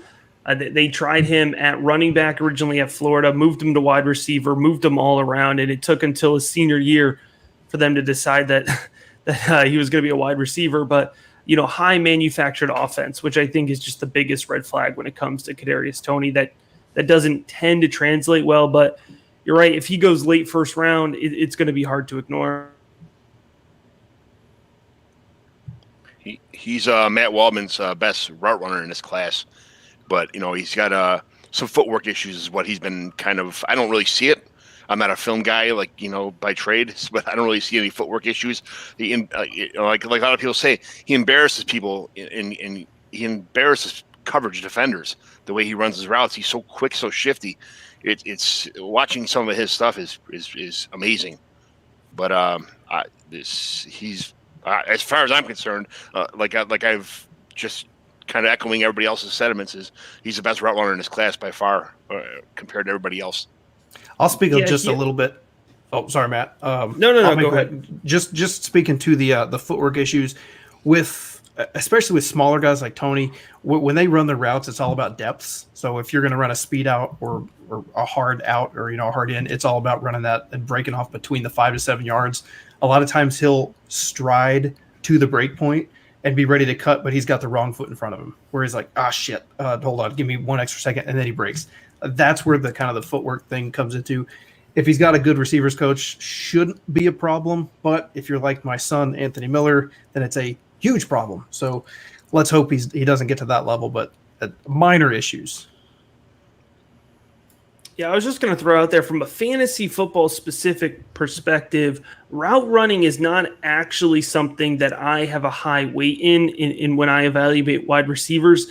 I found that, when you go to the NFL, they're going to ask you to run the routes that team needs you to run. If you are a good route runner, I think it'll help you, but it doesn't necessarily hurt you. And in Kadarius Toney's case, he ran although he is a good route running technician, he absolutely has great route running ability. He didn't run very many routes, right, at Florida because they kind of had him doing the same thing on repeat because it was working. And to Andy's point earlier, it made Kyle Trask look like a decent quarterback, which we all knew was never the case.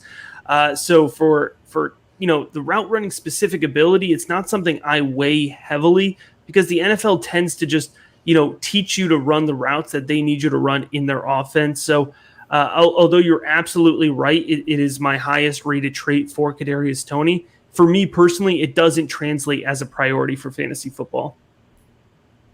Tell Keenan Allen that. He's got a couple other things working in his way. Yes. All right. Let's move on to the 208. And Theo, you are up. So I went with Tylan Wallace here. He's a wide receiver that's kind of growing on me. I took him in a startup. Actually, I'm still in the middle of a startup with Andrew Schellenberg, a fellow GOAT. I think he's would be in the NFL already if he didn't have an ACL injury. I don't like taking guys, with prior injury history, but I think Wallace has a chance to be a very productive receiver in this league. He had a 1,500-yard season as a sophomore. He was an All-American, and I think that this is a reasonable bet this time in the draft for a guy that I think would have gone a little higher had he not had the injury issues. All right. Any other thoughts on Mr. Wallace? That was the guy. What I mentioned, I was playing the ADP game with Elijah Moore. Tylan Wallace was the guy I was hoping would get to me. So that's a good spot there. I love Tylan Wallace. I have him rated much higher than a lot of folks. He's wide receiver 5 for me pre-draft. I think he's a super physical guy along the boundary. He wins. He's great. He's got really sticky hands. He's great at the catch point. He's super athletic. And one of the things that a lot of folks are knocking Tylan Wallace on, but it's actually something I really like about him, and I think it gives him really sneaky fantasy football upside. He's going to come in at about 5'11", 193. He played along the boundary at Oklahoma State, but I think he's going to play inside in the NFL in the slot. And we talk about the way that could be limiting, but guys who could be a little bit more physical in the slot create a mismatch right now in today's NFL, and I think Tylan Wallace is going to provide that mismatch for an NFL team, especially if he lands in an offense with 2 threats on the outside. So I think, his speed and his quickness will allow him to get off of a linebacker if they try to put him over him. But I think he's going to be a little bit too physical for a slot defensive back as well. So Wallace could really be a really sneaky piece here of an NFL offense. And at 2.8, I would take Tylan Wallace at 2.8 10 out of 10 times. I'm not sure about the slot receiver comp because he exclusively lined up at the right side of the right X receiver position. He never played anywhere else. So I don't know how he'll adjust in the NFL to a slot receiver when he's not used to playing the slot.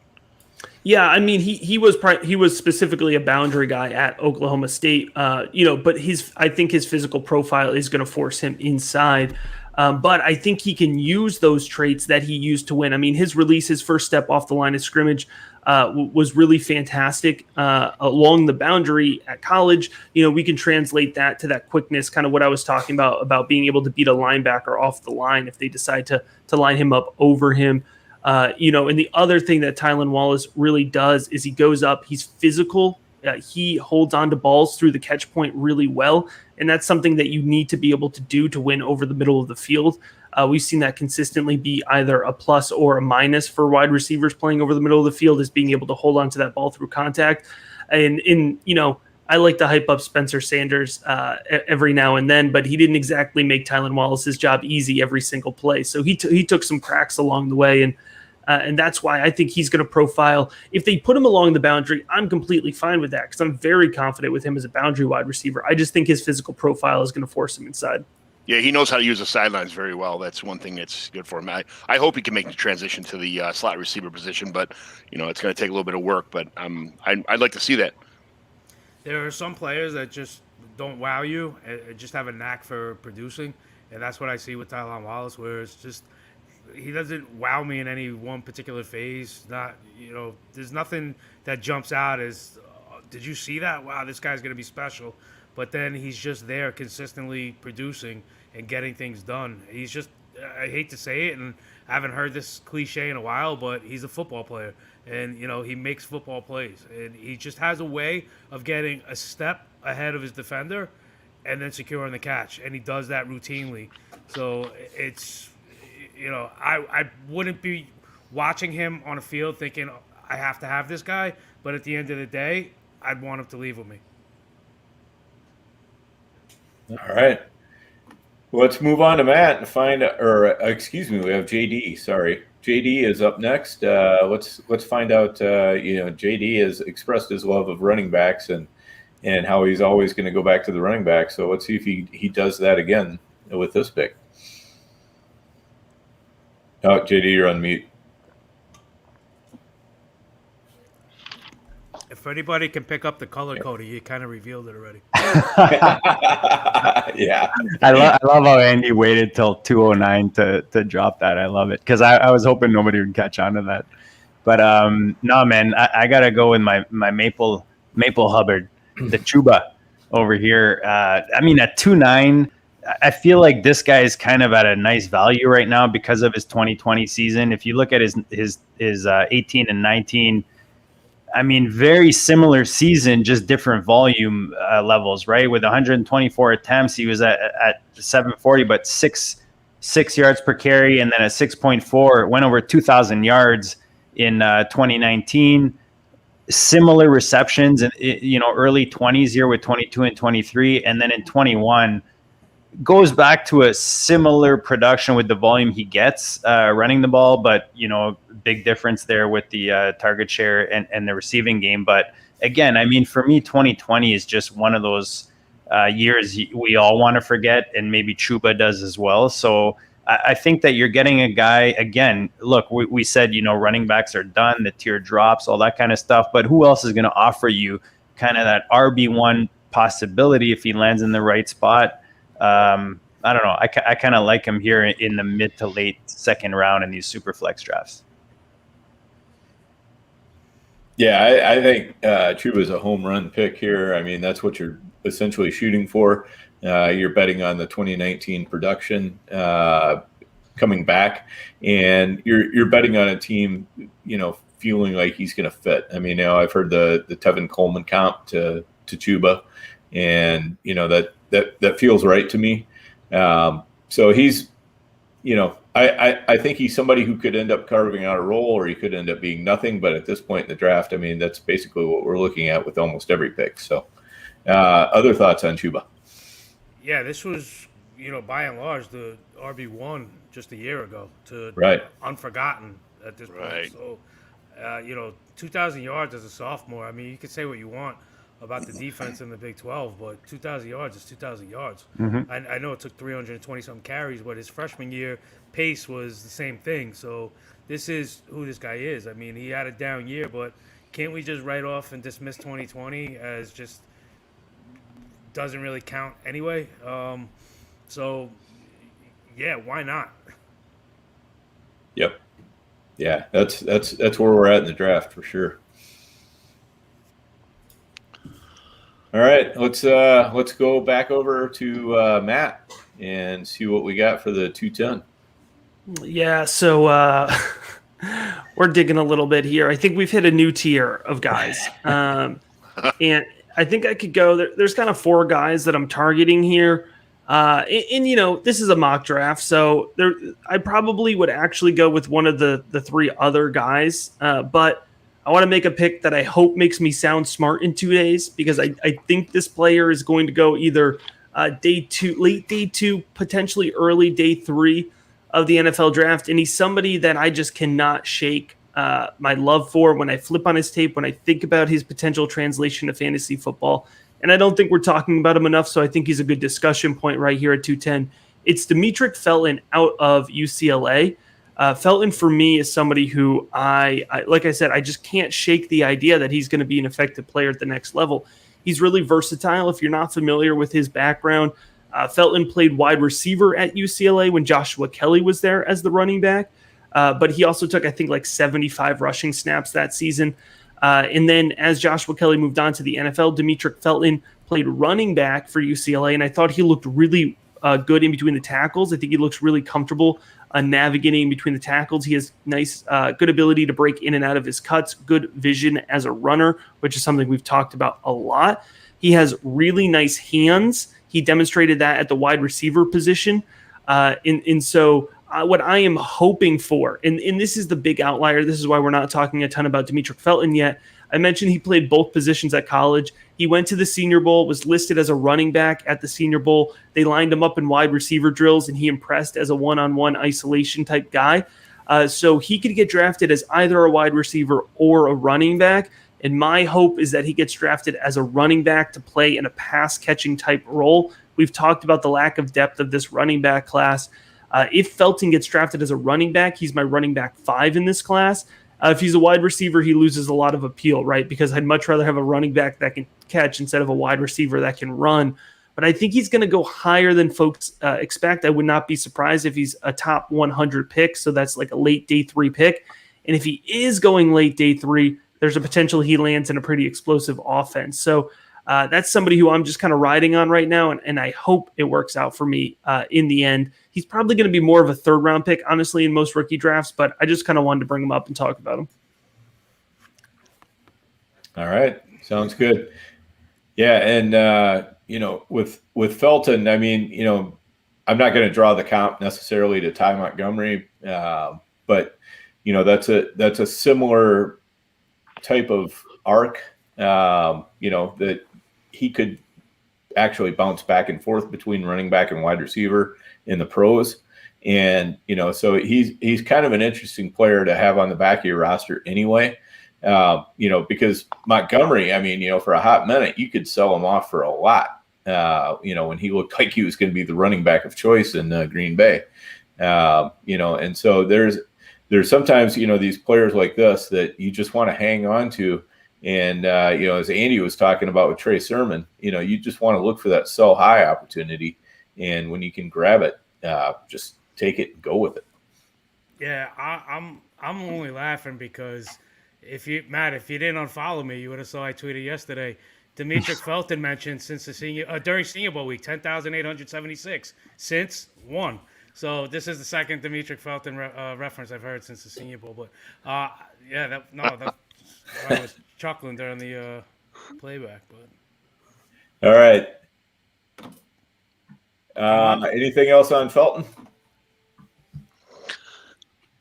Nope.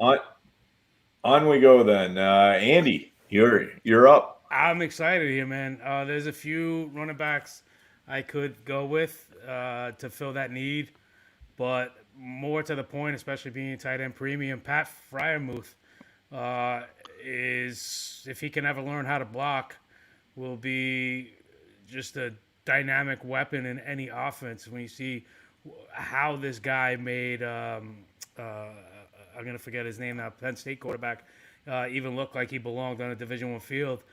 Just some of the balls he picked out of the air with one hand, off balance, stutter stop and change direction on a dime at his size. This is a kid that's been playing with a chip on his shoulder. I got to edit and post a nice piece from Ryan Roberts, Rise and Draft, who chronicled Freiermuth's rise and ascension from high school through his time at Penn State, and just where the baby Gronk moniker came from, and the chip he has on his shoulder is coming in as not a highly sought after prospect, but quickly emerging and becoming a dominant force in the Nittany Lion offense. And he's got blocking issues, but his his potential to help improve an offense is so good that that's going to be overlooked a little, and especially in 2 tight end sets where he could be the receiving option. This is a guy that's going to turn some heads. So I really like Freiermuth here. It's more about liking him more than wanting to lose him, where some of these other running backs, I feel like they'll be around with my next spot. Yeah, guy's a red zone weapon. 37% of his touchdowns came in the red zone. He's just a good he's one of those guys you were talking about before, Andy, who's just a really good football player. He knows the game. He's a great athlete, basketball player all through high school and grammar school and in college a little bit. So he's just a great athlete all around. Yep. I mean, I love that pick. It's tremendous value, and I think that he's the kind of guy people might be a little more excited about in this draft if there was no Kyle Pitts. I think that he would have been the number 1 tight end, and for me, I have him ahead of any of the tight ends in last year's draft. I know John and I discussed this last week as well, but I have him ahead of Troutman and Kmet. I think he's that good. There you go. I was kind of wondering if we were going to come back to tight end at all in this draft. So Yeah. it's nice to see it come back around. So Yeah. Free Helmuth. All right, guys. The last pick of the second round, man. We got the 212 over here. John. Yeah, I appreciate you guys letting me take Niko Collins here at the very end of the draft. This is fantastic. Big dude. A bad quarterback kind of didn't give him a lot of stats, but he has got great separation downfield. He's a big dude.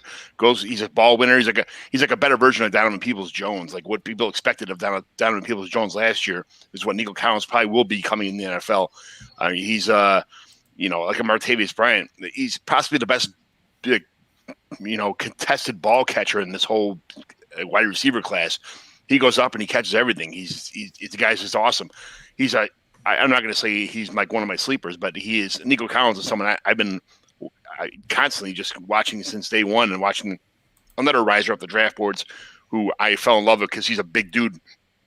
I like big guys who can play in traffic and come down with balls. And Niko Collins is that guy. Yeah, I have a comp to him of this year's Chase Claypool. Just that size-speed combo that's going to surprise people. And they measure up almost identically. Right. I mean, he didn't go to Notre Dame, so he's not going to be that good, but, it's okay.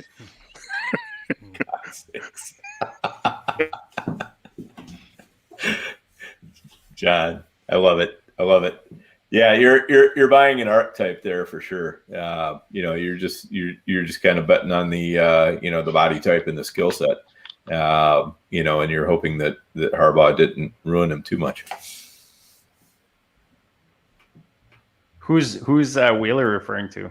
Oh, I'm on Ross St. Brown. Yeah. Which was the guy that in Same. an actual draft, I probably would have taken him over Demetric Felton right there. So it's a good observation. I was saving him for Dan's last question. I thought I was going to be the smart guy, and then I threw up. Yeah. Thanks a lot, Wheeler. There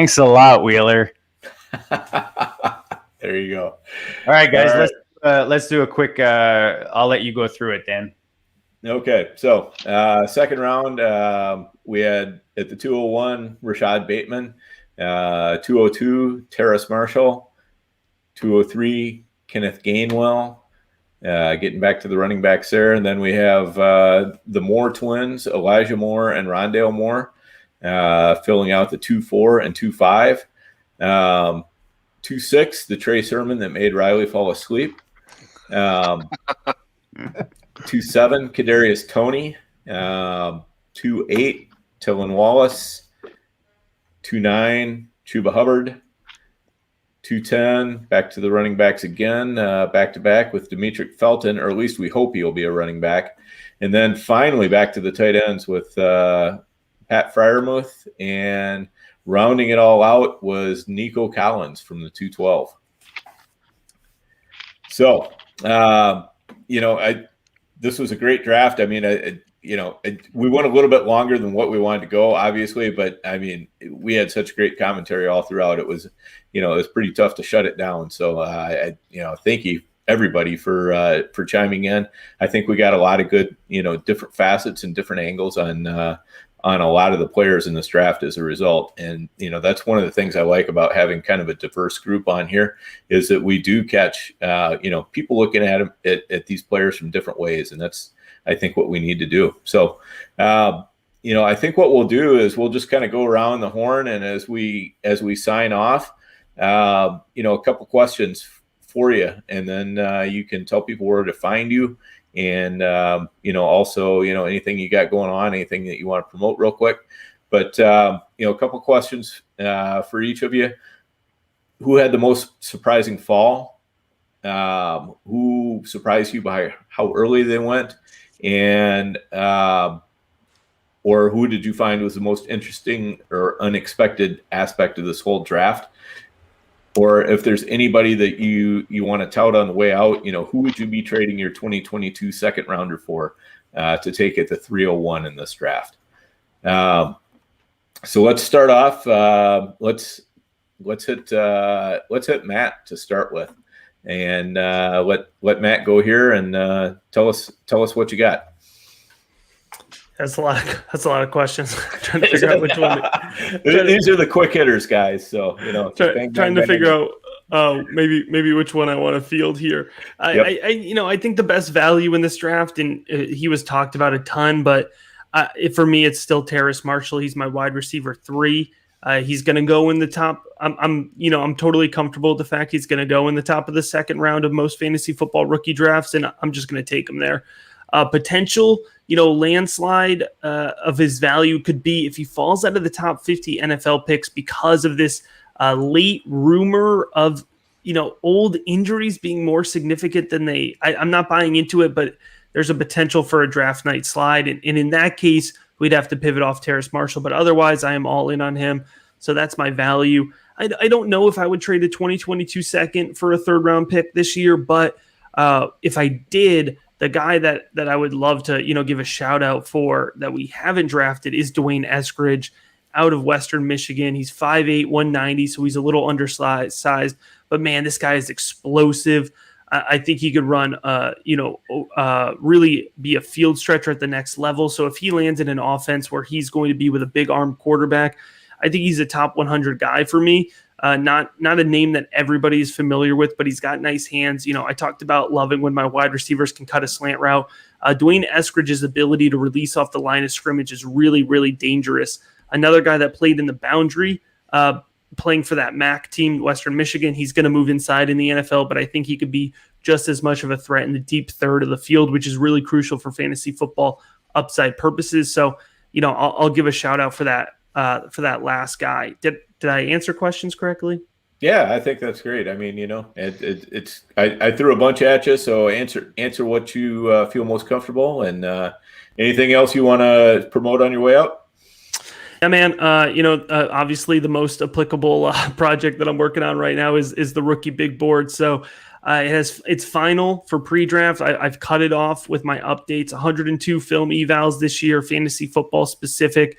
168 total prospects ranked right now, and I will be updating these all the way through not only draft weekend. Each day of the draft, I'll go in, update for draft capital, new projections for this season and 3-year projections, but also throughout the summer and into the fall as well. It's a 365 big board to help you evaluate rookie value over time. And that's available at patreon.com/theFFeducator, just $3. And that gets you the Devy big board and Dynasty big board as well, which are my top 200 players at those respective spots. All right. Sounds good. Riley, let's put you on the spot next. What you got for us? Kind of surprised Michael Carter didn't sneak his way into the back half of the second. He could be a guy that lands in a decent spot. Would love Cincinnati, especially with my other boy Joe Mixon just not quite being what we want him to. He could be a guy that could sneak up depending on where he lands, but I don't know if I trade a future second for him at this point. I'll just roll with a couple guys here in the third. Brevin Jordan's another one who he didn't test well. I think worst case he's Gerald Everett. But I really love Gerald Everett, and that's another reason why I really like Brevin Jordan. He's a nice all-around skill set, can block a little bit, good after the catch. So those are a couple guys that I really like. Elijah Mitchell, my boy. Hope you land in a good spot, buddy. I love you. Probably going to be a third or fourth guy, but those are the only really three I want to plug. I'll let everybody else talk about the board. Don't really have anything I'm working on right now. We occasionally record a Dynasty Wall Street, so jump in there once a quarter and catch up with John and Kevin and myself. But other than that, dudes, I had a blast. It was fun. I don't think I've been in a pod with 6 other people at the same time in a while, so it was a blast. Also, Terrace Marshall. Sorry, just that's all I'll say. That was just to Terrace, though, not to you guys. There you go. All right, Andy, what you got for us? Oh, I got a lot, guys.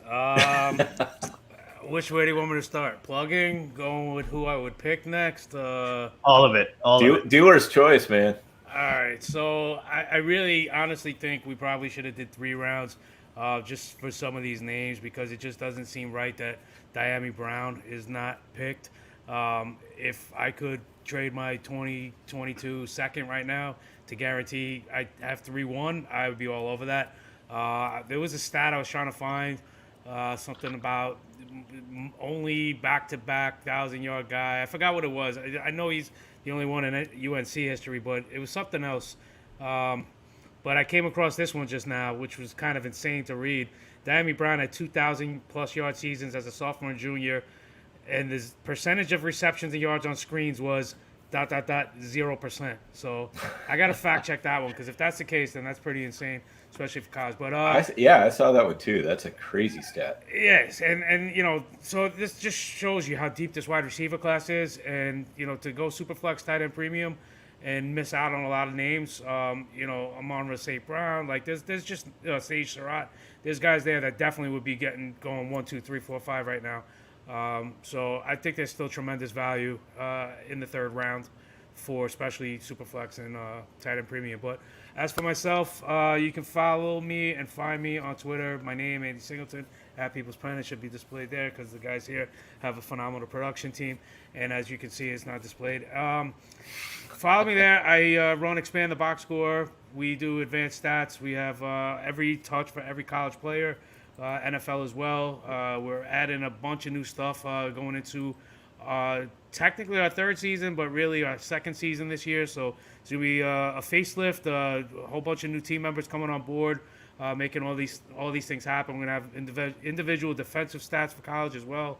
I kind of liken us to the poor man's PFF. So if you're looking for some deep advanced stats, analytics, I think the greatest feature that we have is the ability to search anything you want. So you could literally go and check off just 5'9" to 5'11" wide receivers in their sophomore year, playing in the Big 12 with 8 or more targets in the red zone. You could get that specific. So to me, that's our greatest tool and feature. But we also added the scouting department this past year. So I have a team of over a dozen scouts. They collectively poured in over 10,000 hours of grinding film and going to events and talking with coaches and other scouts. They've all been at various places in their careers, at Scouting Academy, SIS, PFF, you name it, everything with an initial they've been at. Mike Tannenbaum was Cyril Penn, our lead, our scouting director's mentor, and wrote the forward for our draft guide. Our draft guide covers 378 prospects, has an injury history table, an athletic success indicator, overall big board positional ranks, 8 graded traits for every prospect, overall summary, strengths, weaknesses, schemes you could possibly want on these prospects, plus an overall grade. So 378 guys. Everybody typically knows the 1st and 2nd round names. After that, it's a guessing game. Not if you have the Expand the Box Score 2021 NFL Draft Guide. It's only $12. Go to the site, pick it up, check it out, and that's it. Good deal. And you'll see we did get Andy's his Twitter handle on there as well. So we got the full thing at People's Pens. John, what you got for us? Who did we miss? What surprised you? I was on mute. Sorry, I had to take that off. Nothing surprised me. Everybody here did a real good job of picking tonight. It was, I think, most of the people that could have been picked are picked. I do agree with Andy. I think this is already a 2-hour podcast. I could have gone for 4 hours and kept talking about the Michael Carters and the De'Ami Browns and as we go down, there's tons of people down this board. The Hunter Longs, Elijah Mitchells, Jalen Dardens, Tommy Tremble from Notre Dame that just discounted tight ends that are in a tight end premium. But I think we did fantastic of picking all the guys in the first 2 rounds that should have went anyway. So there's really not too much as far as draft picks go. You're talking the wrong guy because I don't have any. I'm never going to have any. I don't have to trade anybody. I use draft picks to trade for guys that I think are in the NFL that other people are already sick of. I kind of just go fishing all the time on people's rosters for people who love draft picks who are on rebuild for guys that they don't trust anymore or don't like anymore. Or, the Jalen Ragers or guys who didn't pan out and people are already sick of after 1 year. I love fishing for guys like that. I'll do that all the time. And if Rager doesn't pan out, that's great. But, right now I'm still shopping for N'Keal Harry. The guys that completely gave up on N'Keal Harry. And, for someone with those kind of measurables, I just feel like he's just a tea kettle waiting to explode. And it's going to happen. They just need the right quarterback and, some other competition on the field to give him some free looks. So that's why I don't have draft picks because mine are all gone looking for diamonds in the rough, I guess you want to call those. But the Tamarian Terrys, Dwayne Eskridge, Jamar Jeffersons, the Hunter Longs, Elijah Mitchell, guys like that. I'm Jalen Dardens. Those are plenty of guys that if I did have a 2022 second, I'd maybe go after. So that's my answer for that question.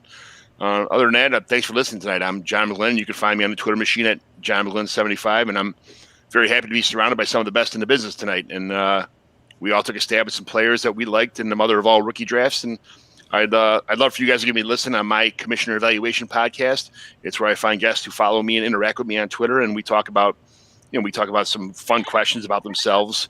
We talk about the current events, some stuff going on in the NFL, some rumors. Then we talk about what they like in their leagues they do, what settings they like for PPR, if people like to have a lot of points, stuff they ask their commissioner what they want to implement in their leagues, what host sites they like. And then, we take a team and we evaluate if it's a rebuild, remodel. And we give tons of input on players they should trade for or trade away and, what they have as far as, start from scratch or, you don't want to be in the middle anywhere. So you kind of have to make a decision somewhere. Do we say, hey, this is what you got to do. If you're going to contend, you got to start from the bottom first and work your way back up to the top of the mountain, get rid of the old guys and start from scratch. Or, hey, man, your team's right in the middle. You're going to go for it now and get rid of somebody's picks, get rid of this guy, that guy, and the other, trying to package them in for somebody better. And let's just get this team as close as we can to a championship, hopefully win the money 1 year and pay for the next 4 or 5 years and then start from scratch. So it's just fun. I don't have anything besides that podcast. Every once in a while I get invited to do these things with a couple great people on Twitter. But, other than that, this is just my favorite hobby. I do this for fun. I don't want it ever to become a job because it's so fun to me. And I always wanted to do was just do podcasts and talk about fantasy football. And I thank you guys for giving me the opportunity to be with you guys tonight. Awesome. All right.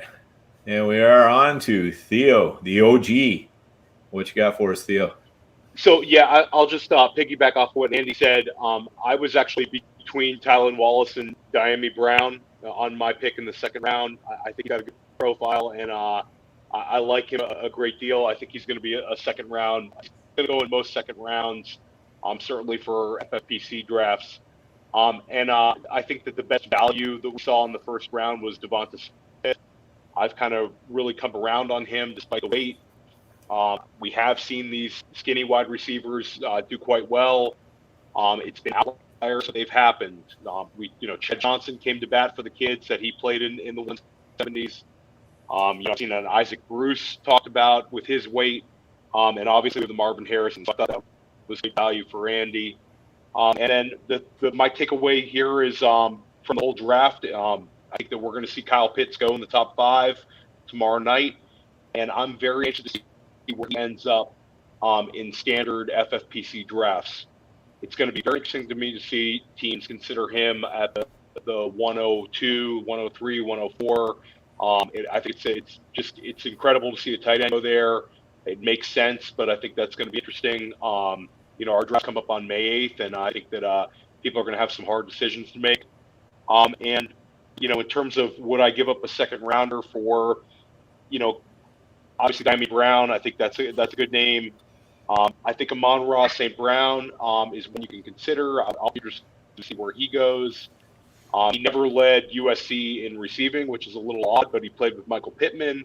I think he's got a nice profile. It'll be interesting to see where he gets drafted. And then in terms of me, you can find me on Twitter at the OJ Fantasy. You can find my articles on Player Profiler and Breakout Finder. And you can find me here in the GOAT District quite often. We're doing a couple of podcasts on the new Triflex format on FFPC, which is sponsored by RotoViz. It's a super flex with 3 wide receivers and 2 flexes. It's really exciting. We're putting a couple of those out, and a couple more should drop shortly.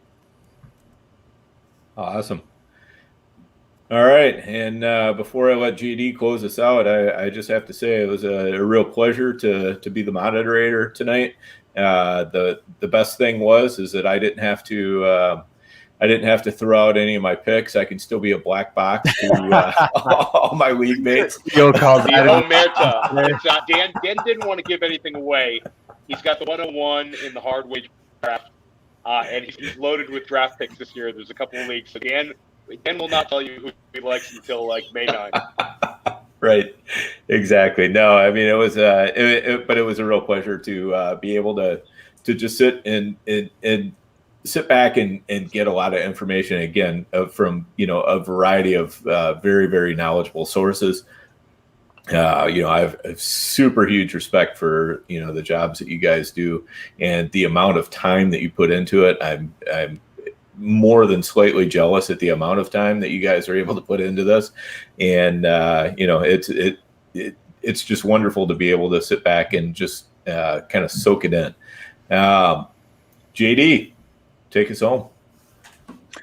Yeah, guys, this was great. I mean, I feel like we put a nice mix of people in here. Like you said, Dan, it's nice to get different angles on some of these guys we touched on. You guys were awesome, all of you guys. Make sure you guys follow all these guys. I'm sure you already are, just looking at some of the amount of followers you guys have, but it's well-deserved. Like I said, these 3 are literally my go-tos when it comes to, college players and Devy's. Theo and John putting out some amazing content on the channel right now. If you're doing those Triflex leagues, Theo and Andrew putting together some goodness there, and John just keeps bringing on some amazing guests with the commissioner evaluation. Dan, always a blast as usual hanging with you out here in the district. We didn't talk about the FFPC. I mean, we talk about it so often that sometimes the show goes by and we forget to mention it, but myffpc.com, guys, whether it's best balls, they're starting at $5 now. We were talking about John, trying to get John on these things, and he's a little reluctant to get into the best balls. But I said, dude, for $5, like, you know what I mean? Put 25 bucks, do 5 of them, and then call me in the morning. You'll be hooked. Trust me. But no, man, whether it's Dynasty, I think right now the Football Guys Championship, which is kind of the whole reason I came onto the FFPC and, started the fun that I've had on there in the last few years. But you're playing for $500,000, guys, fantasy football. You know what I mean? And right now with the early bird, you can get yourself some extra credits, some extra goodness to try out some of those other leagues on there. So check out myffpc.com. Any format of fantasy football you want to play, redraft, dynasty, best ball, they've got it on there. Live, slow drafts, all ranges of buy-ins, it's on there. And don't forget our friends at Dynasty Depot. Once you build those dynasty teams on the FFPC, you can buy and sell them on the regular. Guys, this has been a blast. I want to say this. I think one thing we forget when we're playing with these draft picks, and especially with the hype going into this weekend, remember when you're making trades for picks, the guy you're thinking about, think about his ceiling. This is something I do. It might be, think about his ceiling. Where do you see his ceiling? Put him in your rankings, and then go put out offers to every guy above him. You know what I mean? With that pick, because you don't have to wait then. You know what I mean? You give yourself the production that you're expecting right away. Just a quick tip. I don't know if that helps. I hope it does. I hope we helped you tonight, and we'll, as usual, check you all later.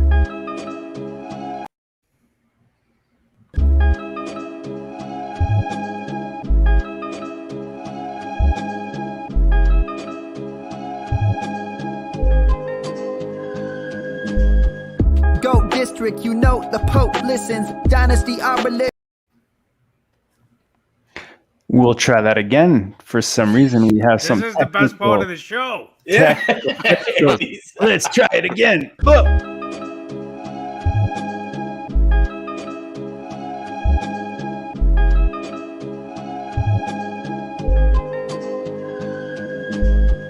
Goat district, you know the Pope listens. Dynasty, our religion, for the blokes missing. On all of these trades, on all of these plays, on all of these grades. By the end of the day, y'all getting played. So, what you gonna do next? Try to fill up that flex? Send the homie a text? That trash offers the best? You try to make it complex, then they text you back. Now all of a sudden they don't make any sense.